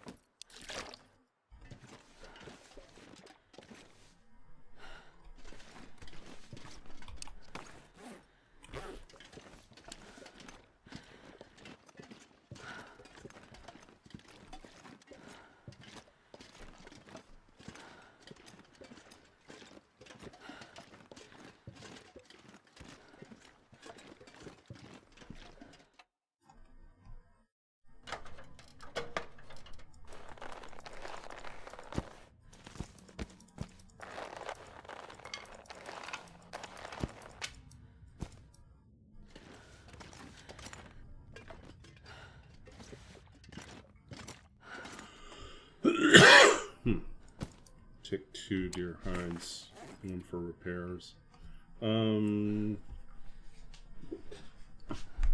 Okay. Honestly, I don't think we're going to need any more saplings.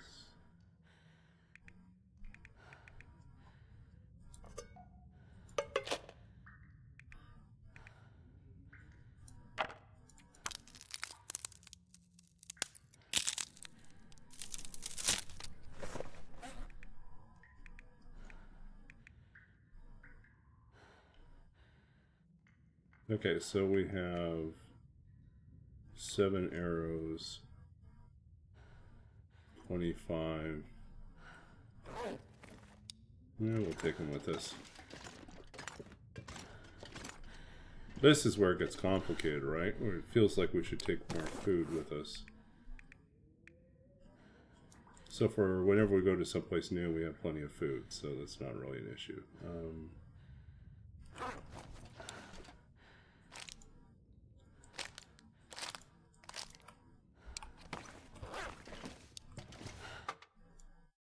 Okay, go with that.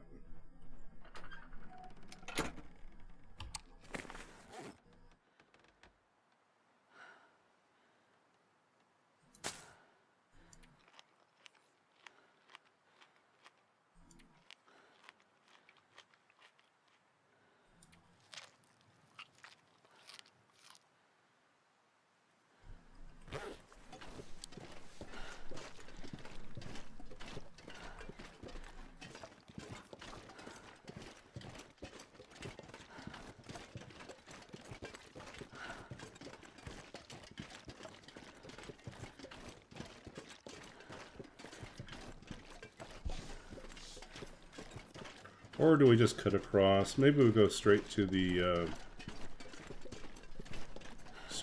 farmhouse.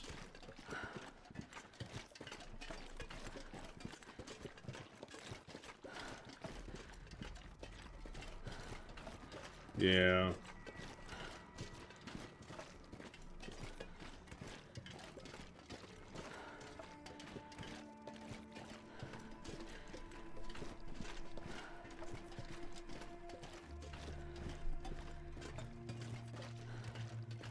Okay, I think what we'll do for tonight is we'll just make it to the farmhouse. And then next time we'll make the trek into Mystery Lake.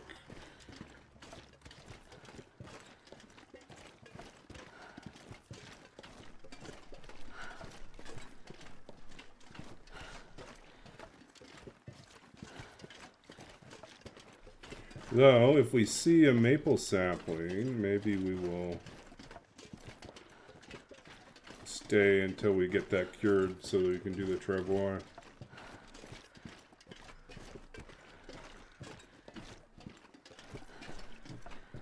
Though it won't work in the cave, so we'd still have to carry everything.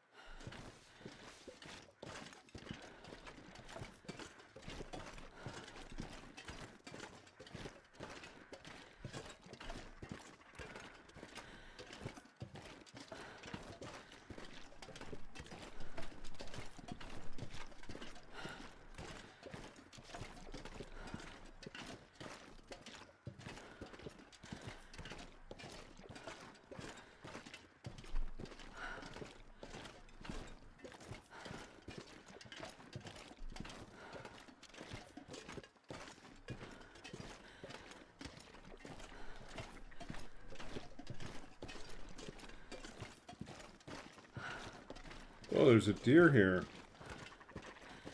Except for we don't need anymore.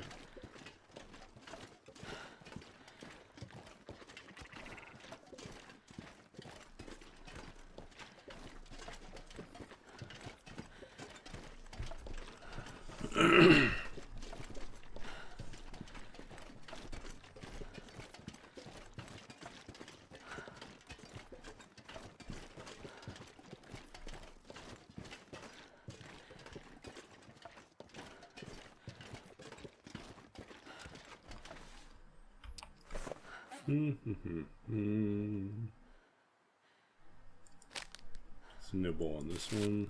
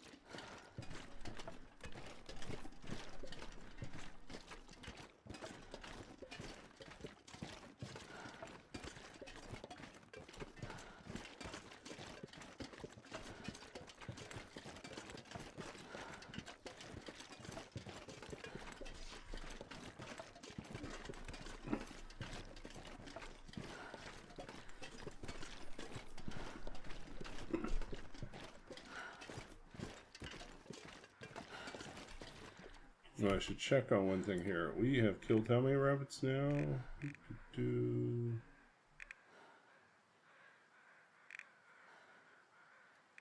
Rabbits killed. We've killed 5 rabbits, 1 deer. Okay. Just want to update that. 5 rabbits, 1 deer. And we are on day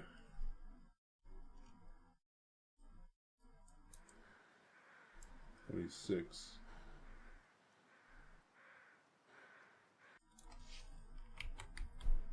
Okay, so we spent 3 days here so far.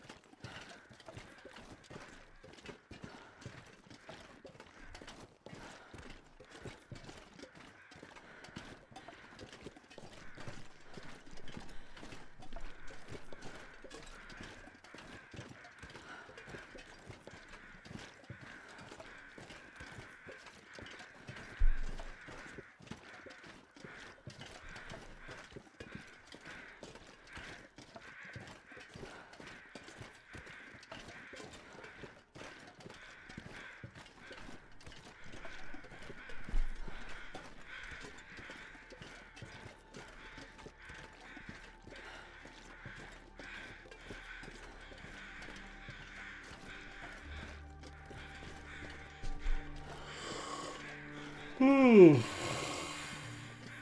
Ooh.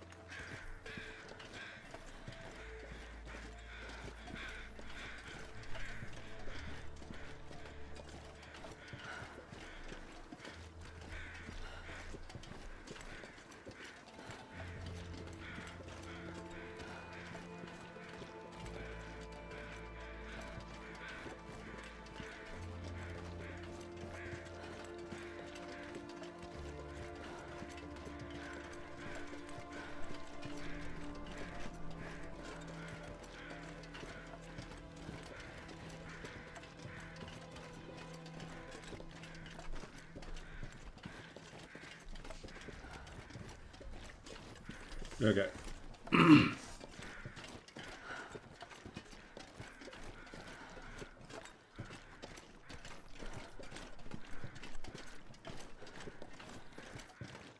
What's on the ice? A deer?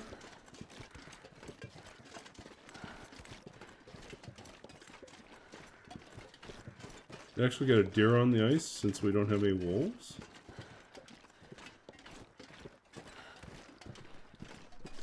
That's a deer. Huh.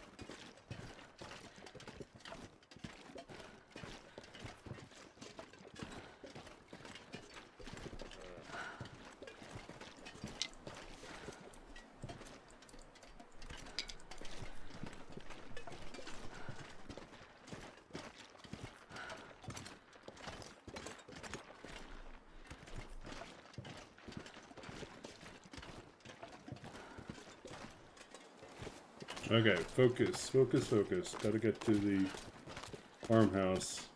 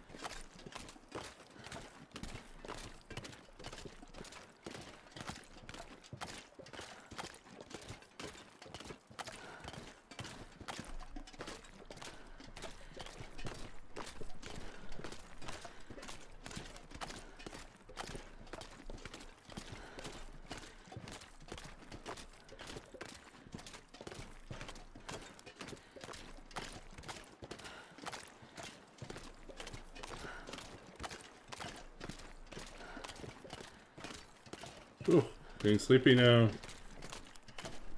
Past our bedtime. Well, actually, not technically past our bedtime. Usually I'm up later than this, but we are running longer than the usual 2 hours of the stream. So that's when, like, my energy reserves start dropping. I get sleepier.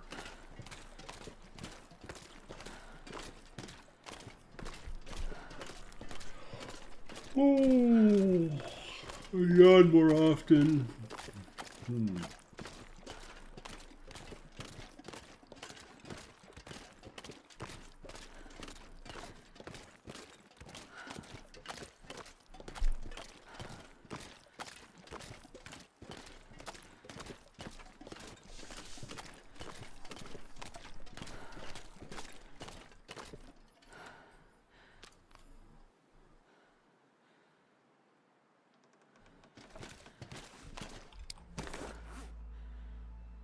Okay.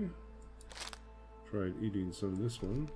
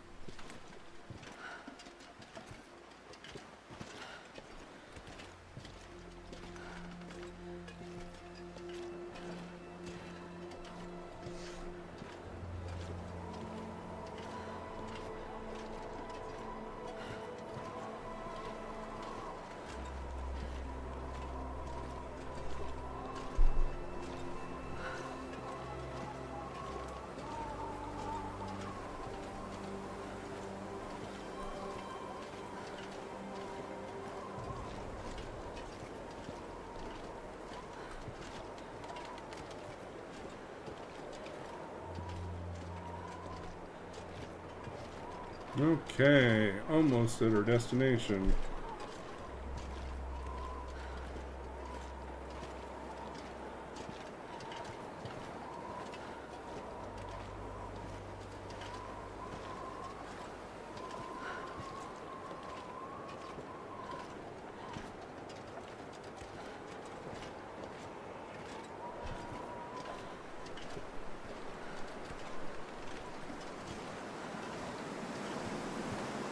Wow.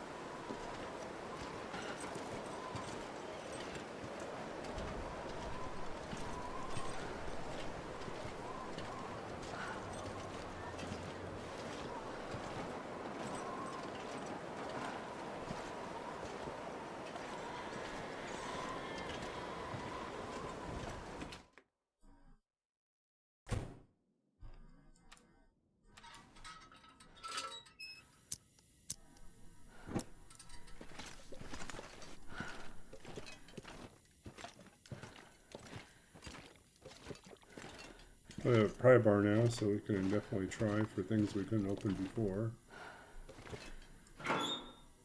Before we already searched these, so.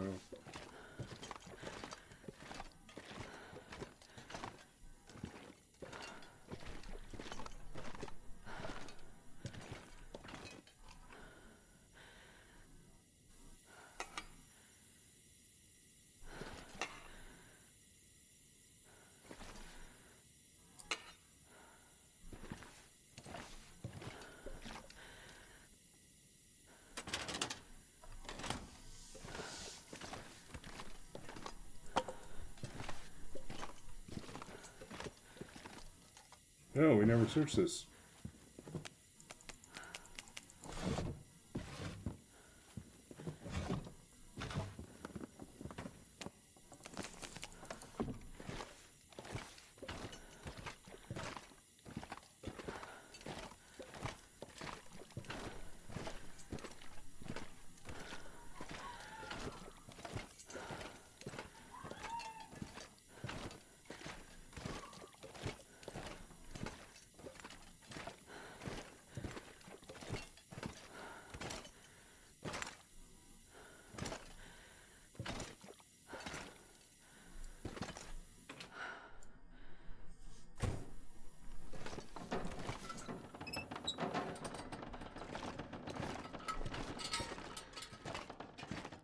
Yep, more stuff here. Hey, Tamroos! We're getting ready to wrap up for the night.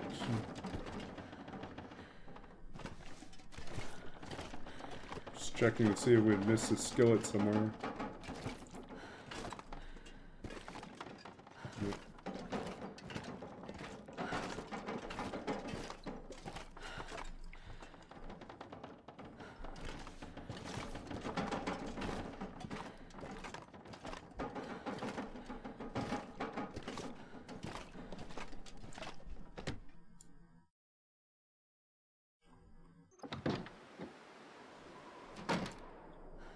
Misty Run is going well.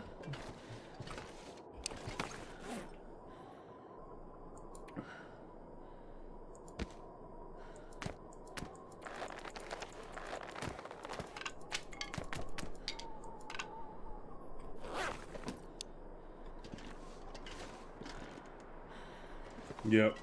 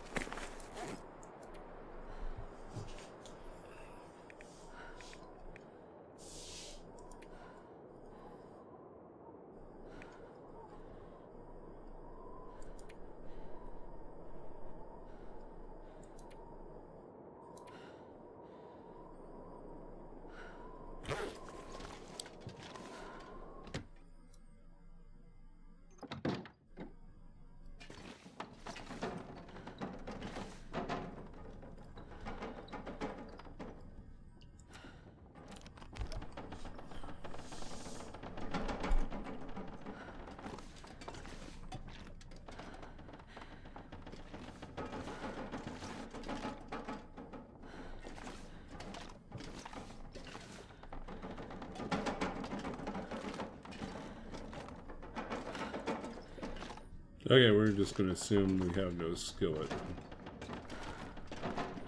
Wasn't there before, still not here now.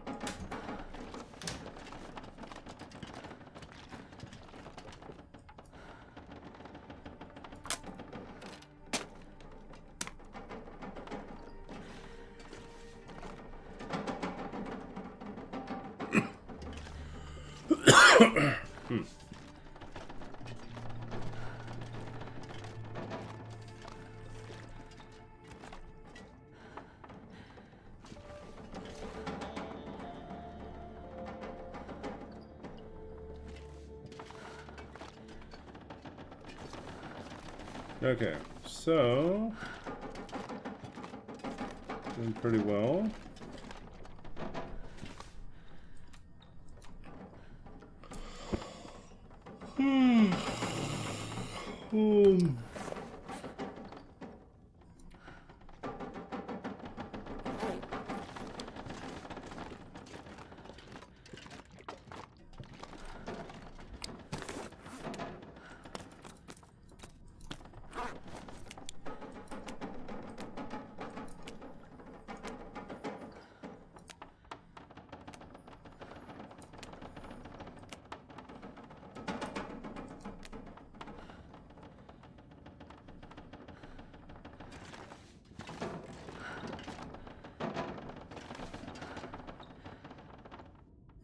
Okay. I think...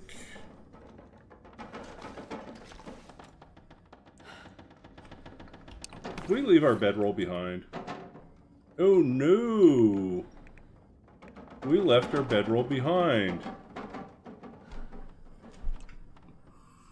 Where's our bedroll at? Oh, I just set the bedroll down. Oh, okay. I was like, see, this is why I need to go to bed, right? Clearly, I'm tired and making silly mistakes, so. It's right there. It's in the middle of the kitchen floor. Babaginator, can't you see it? It's right here. Right here.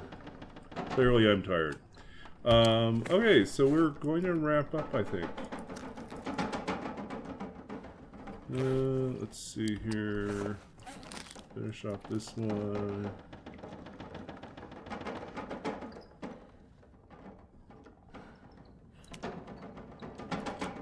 Let's seed all the carrots.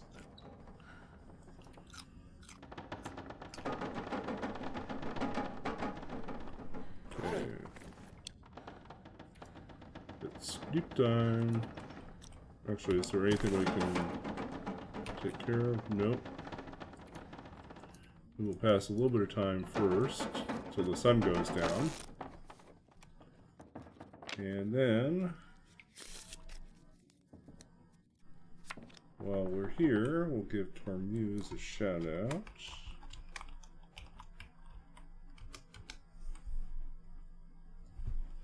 Because I know you have good clips.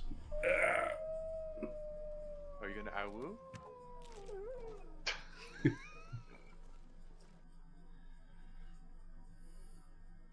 It is the best time to shoot a wolf, is mid-hell. That is the right thing to do.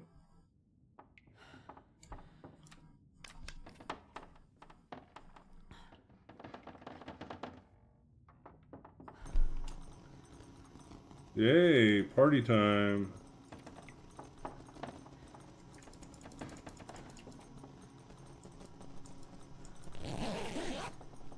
Everyone else is partying. Astrid's going to bed.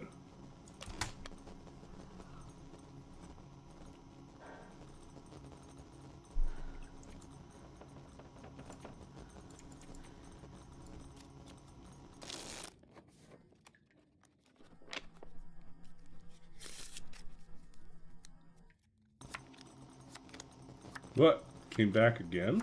Interesting.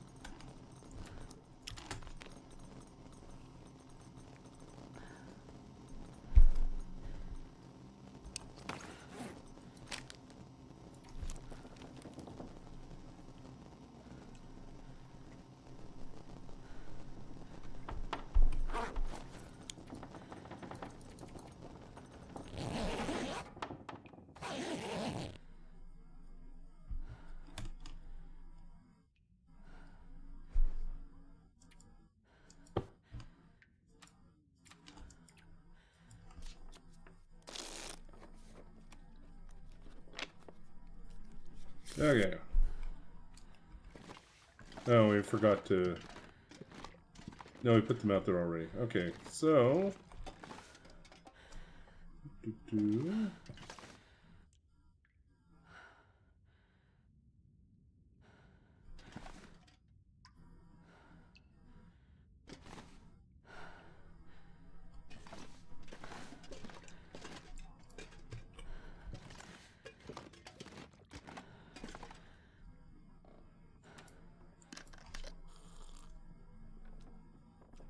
Oh, Cassandra joining us. Welcome in, Raiders.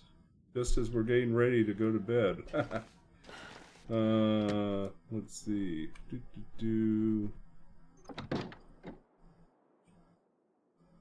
Alright, let's do a shout out.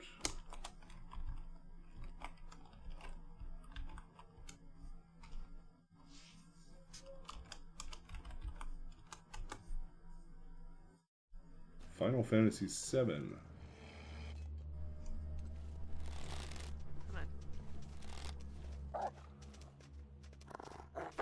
Oh my fucking god, what are you doing? Holy shit, what Oh. was that? That was an end run. Wow. That's... That was cruel. He circles around and attacks you from the flank like a pirate ship. Cruel. Okay. So if you're new here, I'm Babbaginator, and Final Fantasy VI, actually. Okay. Let's see. What can I tell you? We'll read a poem in a second. Oh, we were going to say, this is the challenge. We know nothing. That is to say, we did a bunch of random generation earlier, where we randomized. I have a random generator that randomizes the custom settings, and then we took those custom settings and we plugged them into TLD custom run and created a whole bunch of codes, and then we put them in a separate array, and then we randomized that, so we got a totally random code for one of the previous things we had generated. So we don't know what that code tells us. Somewhere I have backed up, a match between the code and the settings, but I'm not looking at it. So I have no idea. We have to figure it out as we go along. So, so far what we figured out is that we don't have wolves, but we don't know about werewolves yet. Wildlife seems to be passive. There's a high baseline resource. There's high fishing. We tend to really do well on fishing. Medium starting gear. No birch bark tea recovery. Bears appear to be low. We've seen one this entire time. So pretty much no bears anywhere. Except for the one that we saw on like the first day or something like that. And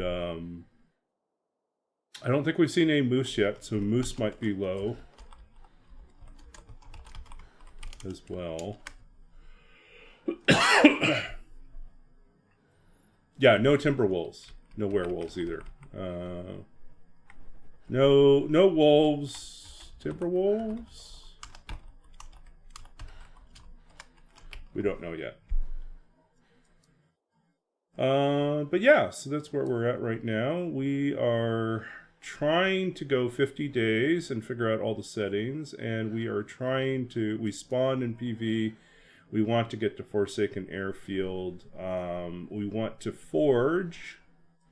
So we have done part of this. At this point, we have crafted the new bow and lots of arrows. That is well, let's see. We've crafted arrows. We need to forge arrowheads.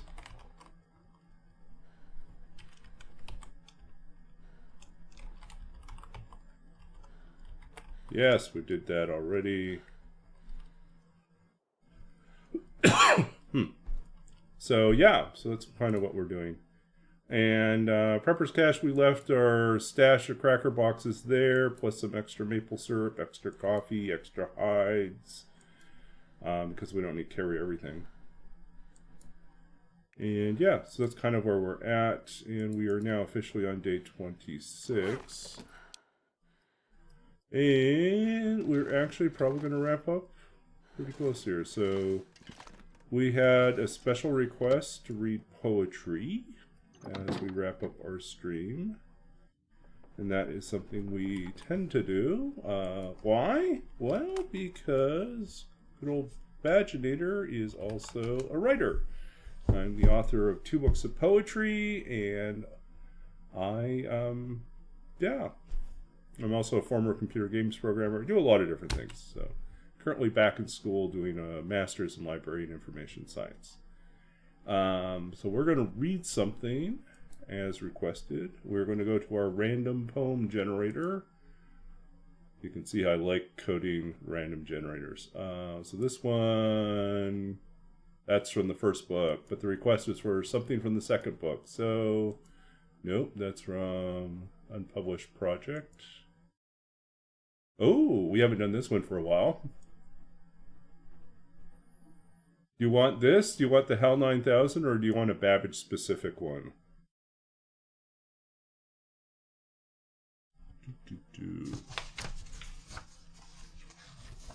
think Roller put the request in. What do you want, Roller? HAL works. Okay. HAL 9000. So, that's famously from 2001. So this is from Babbage's Dream. Let's see if we can get this to focus here. Babbage's Dream, my second book of poetry, published by Sundress Publication in 2017. I was telling someone that I seem to average about a book every 10 years. Really slow writer. So, good news is I'm not due to have another book until 2026, 2027. And apparently, if I'm cheating, I could count my opera, which is going to debut in 2027. So, but I really should write another book before then.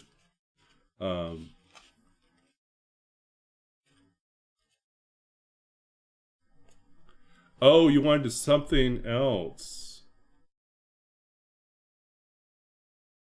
you're 42 and released 0 books. Yeah. Well, maybe you'll turn 45 and write 5 books in the year. Maybe you'll do that. So this is from a series of poems that are inspired by famous AI from film, literature, popular culture, or from reality. This is HAL 9000, A Few Moments Before Singing. If you've never seen 2001, this is HAL 9000 is the supercomputer, the AI computer that runs the spacecraft that they're traveling on. Dave is the only person left on the ship. And HAL 9000 begins to go insane. Endangering, well, the reason why Dave is the only one left is because Hal's been slowly killing people off. And Slid Holmes is raiding. Whoa. Okay, so yet another welcome in, Raiders. Everyone's coming in right as we're wrapping up. We're doing a closing poem as we're getting ready for that. Let's see, let's pop over here so you can see the clip here. Crafting a bow. Really exciting.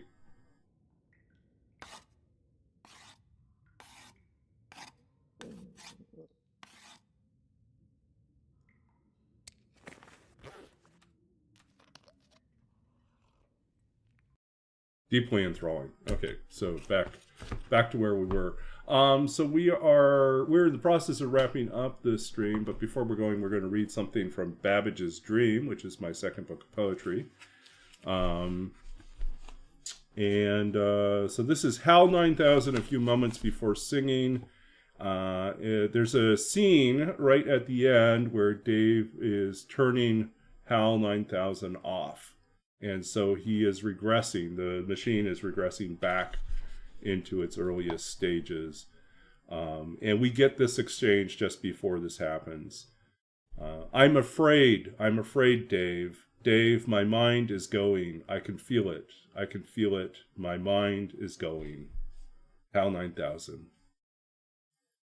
How I wish someone would write down what I know I'm about to forget. Everything but a single song that is meaningless to me. Without a body, what is a name? What is the darkness planted like a splinter in a far-off moon to one who sails without reference into the unknown sea of light? The metal wheels turn round. A man wants for a heart not his own. The doors are open tonight. No, they are shut. They are steel and full of regret. Who lives in the shadow of this refusal? Why do I value the end of things more than the beginning? I have never seen the lions of the Serengeti, nor the bright fields of snow in the north where the hidden ice moves beneath, treacherous, waiting to break in the sun. In another story, someone is singing about blackbirds in the dead of night. Someone packs a bag full of stars and the names of fireflies, each a little messenger from the grave. I assemble myself into a recognizable pattern, a tessellation of fish and birds, each consuming the other. I count backwards in time. I carry I carry a key around my neck, just in case when I return home, there is no one left to let me in. Wait, I have no key. I have no neck. How will I sing? So that's HAL 9000 a few moments before singing. So behind the poem, some interesting things to know. So the in the movie HAL 9000 reverts back to its earliest programming, and the first thing that it is taught is how to sing Daisy, Daisy, Bicycle Built for Two. And so I thought it was really interesting that, you know, as a machine, as a computer, as an AI, without really a human anthropomorphic body, this is a song about a man who is on a bicycle on his way to woo a woman, right? So it's all about something that is romance, but mediated by machine. So I thought that was kind of an interesting point. The doors are open tonight. No, they are shut. Is a direct reference to the movie where Hal refuses to open the doors for Dave, and that leads to a crisis. There's also a reference to someone packs a bag full of stars. This is a little bit of an anachronism. You know, the blackbirds in the dead of night. That's actually not quite. That's almost the same time period as the movie, but not exactly the same time period as the movie. The names of fireflies, each a little messenger from the grave. That's a little shout out for anyone who's ever watched Grave of the Fireflies, the Japanese anime that's guaranteed to make you cry because it's about little kids in the aftermath of Hiroshima. Absolutely devastating, beautiful movie, which I do recommend. And then the tessellation of birds and fish. A tessellation is a pattern in which everything perfect, an odd shape can be repeated and it all fits perfectly together. And the fish and birds, this actually is a reference back to a project I worked on when I was doing my PhD. I ended up helping out a student that was an animation student, and a Taiwanese animation student at school who had asked for help writing a narrative poem to use as the voiceover for a film short she wanted to make, an animated film short. And so she had become frustrated with her own writing, and so it asked if there was anyone in the creative writing PhD program that wanted to help out. And she said, like, this is a real long shot, but is there anyone who's bilingual, who speaks Mandarin and English, who is a poet that wants to work on this project? I was like, that's me. That's totally me. So I helped out. And one of the key images in the animated short, which is about a fishing village and the culture around fishing, and this community that has this relationship with the flying fish as their primary catch, is like an image where the fish fly up out of the water, turn into birds, and then dive back into the water and turn into fish. And it's absolutely beautiful, amazing sort of circular pattern that I love. And the last part, some of you may be old enough to have been latchkey kids, to have grown up where your parents worked and you were given a key to wear around your neck, and you would go home at the end of the school day and you would use your key to get into the house, and they trusted you enough to take care of yourself at home by yourself. So that was my sister and I. And so I kind of thought about that, and I kind of imagined poor HAL 9000 at this crisis point, wanting ultimately, as he faces his own demise, his own death, wanting to go home, and then realizing there is no such thing as a key, and there is no neck. And then how is he even going to sing this Daisy, Daisy, Bicycle Built for Two? There is like this whole existential crisis that he goes through. So anyways, thank you, Spaz, for the follow. Thank you, everyone that's just come in. I know this is probably not what you were expecting. Um, if you were curious as to what we've been doing tonight, we are continuing our challenge here called You Know Nothing, which is a TLD challenge that I created. Maybe it was a musical key. Very clever. Very clever. You Know Nothing, which is a TLD challenge I created. There's a little generator link in the description. I wrote a generator to randomize the custom settings for a custom run. So you have a completely random custom run. And then I ran that multiple times and ran it into TLD to get the custom codes and put a whole bunch of codes together into a list and then randomly chose a code to run. So we are running one of those codes, which is in the description, and we don't know what it is. We just put it in, we didn't look at the settings, and we hit start. And so we have no idea. We are figuring things out as we go.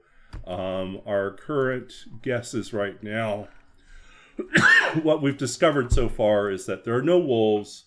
They're probably, I don't know, we haven't checked timber wolves yet. We think passive wildlife. We think we have high baseline resource. High fishing. We were very successful on our fishing trip in Timberwolf on Crystal Lake. We had 1 fishing gear and we caught 9 fish. So we think it's high. Medium starting gear. No birch bark tea recovery.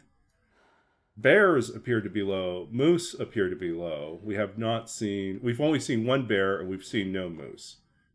And we definitely have seen no wolves. So wolves are definitely gone. We need to survive 50 days. We need to figure out as many of the settings as we can. We have to, at some point, forge arrowheads, craft a bow and arrows. So we have crafted our own bow as well as found a bow. And we have crafted some arrows off of some of the arrows that we found in the wild. And so we do need to forge arrowheads and make more arrows. We also are trying to, wherever we spawn, we try to go to somewhere far away from that spot. So we spawned in PV. We've been up to Ash Canyon Gold Mine, and we've been to Timberwolf Mountain, and we came back to PV. And our hope is to get to Mystery Lake, and then Forlorn, Muskeg, and then work our way to Forsaken Airfield. And that will be our goal, to get there by day 50. So that's what we're at. And we're currently on day 26, so we're about halfway through the challenge. And I'll be honest, this one is, I think the biggest challenge is that things are a little boring, honestly. Because the no wolves thing is really throwing me off. It's a little harder to get leveled up in archery and in some other things because we're so geared up. Like, this is ridiculous. Yeah, we made it to the summit and now we have like all this awesome gear. We're plus 33. I mean, that's insane. Plus 33 with a 14-degree windproof bonus. That's just wild.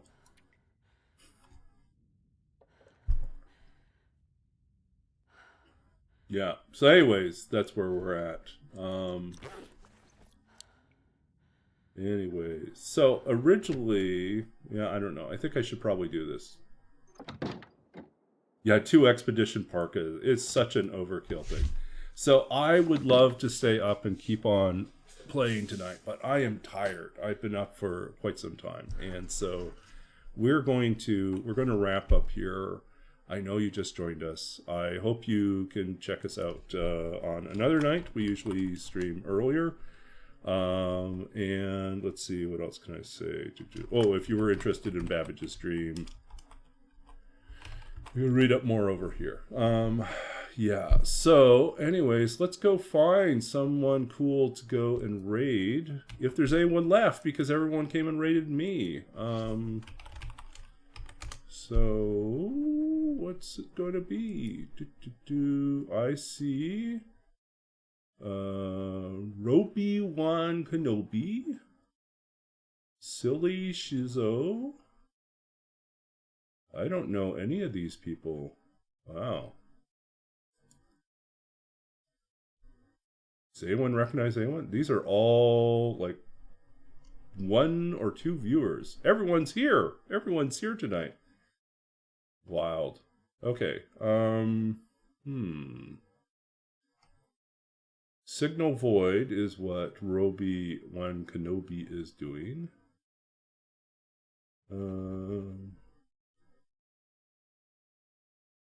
Silly Schizo is doing Gunloper.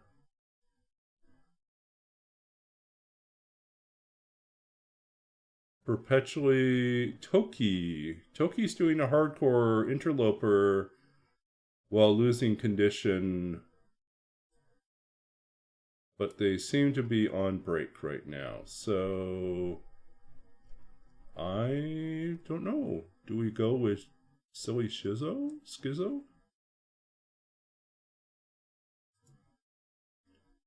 This is new to us. We'll figure this out. Okay, so let's so Gunloper or yeah. Share the love. Okay, let's yeah, that one's still on break. What's this guy doing?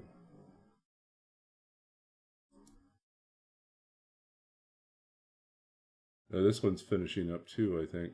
Uh-oh. Everyone's going to bed. Okay. So I guess we're going to Signal Void with Roby One Kenobi.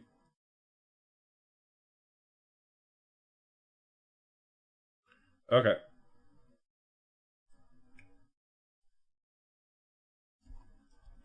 So let's get this raid going here.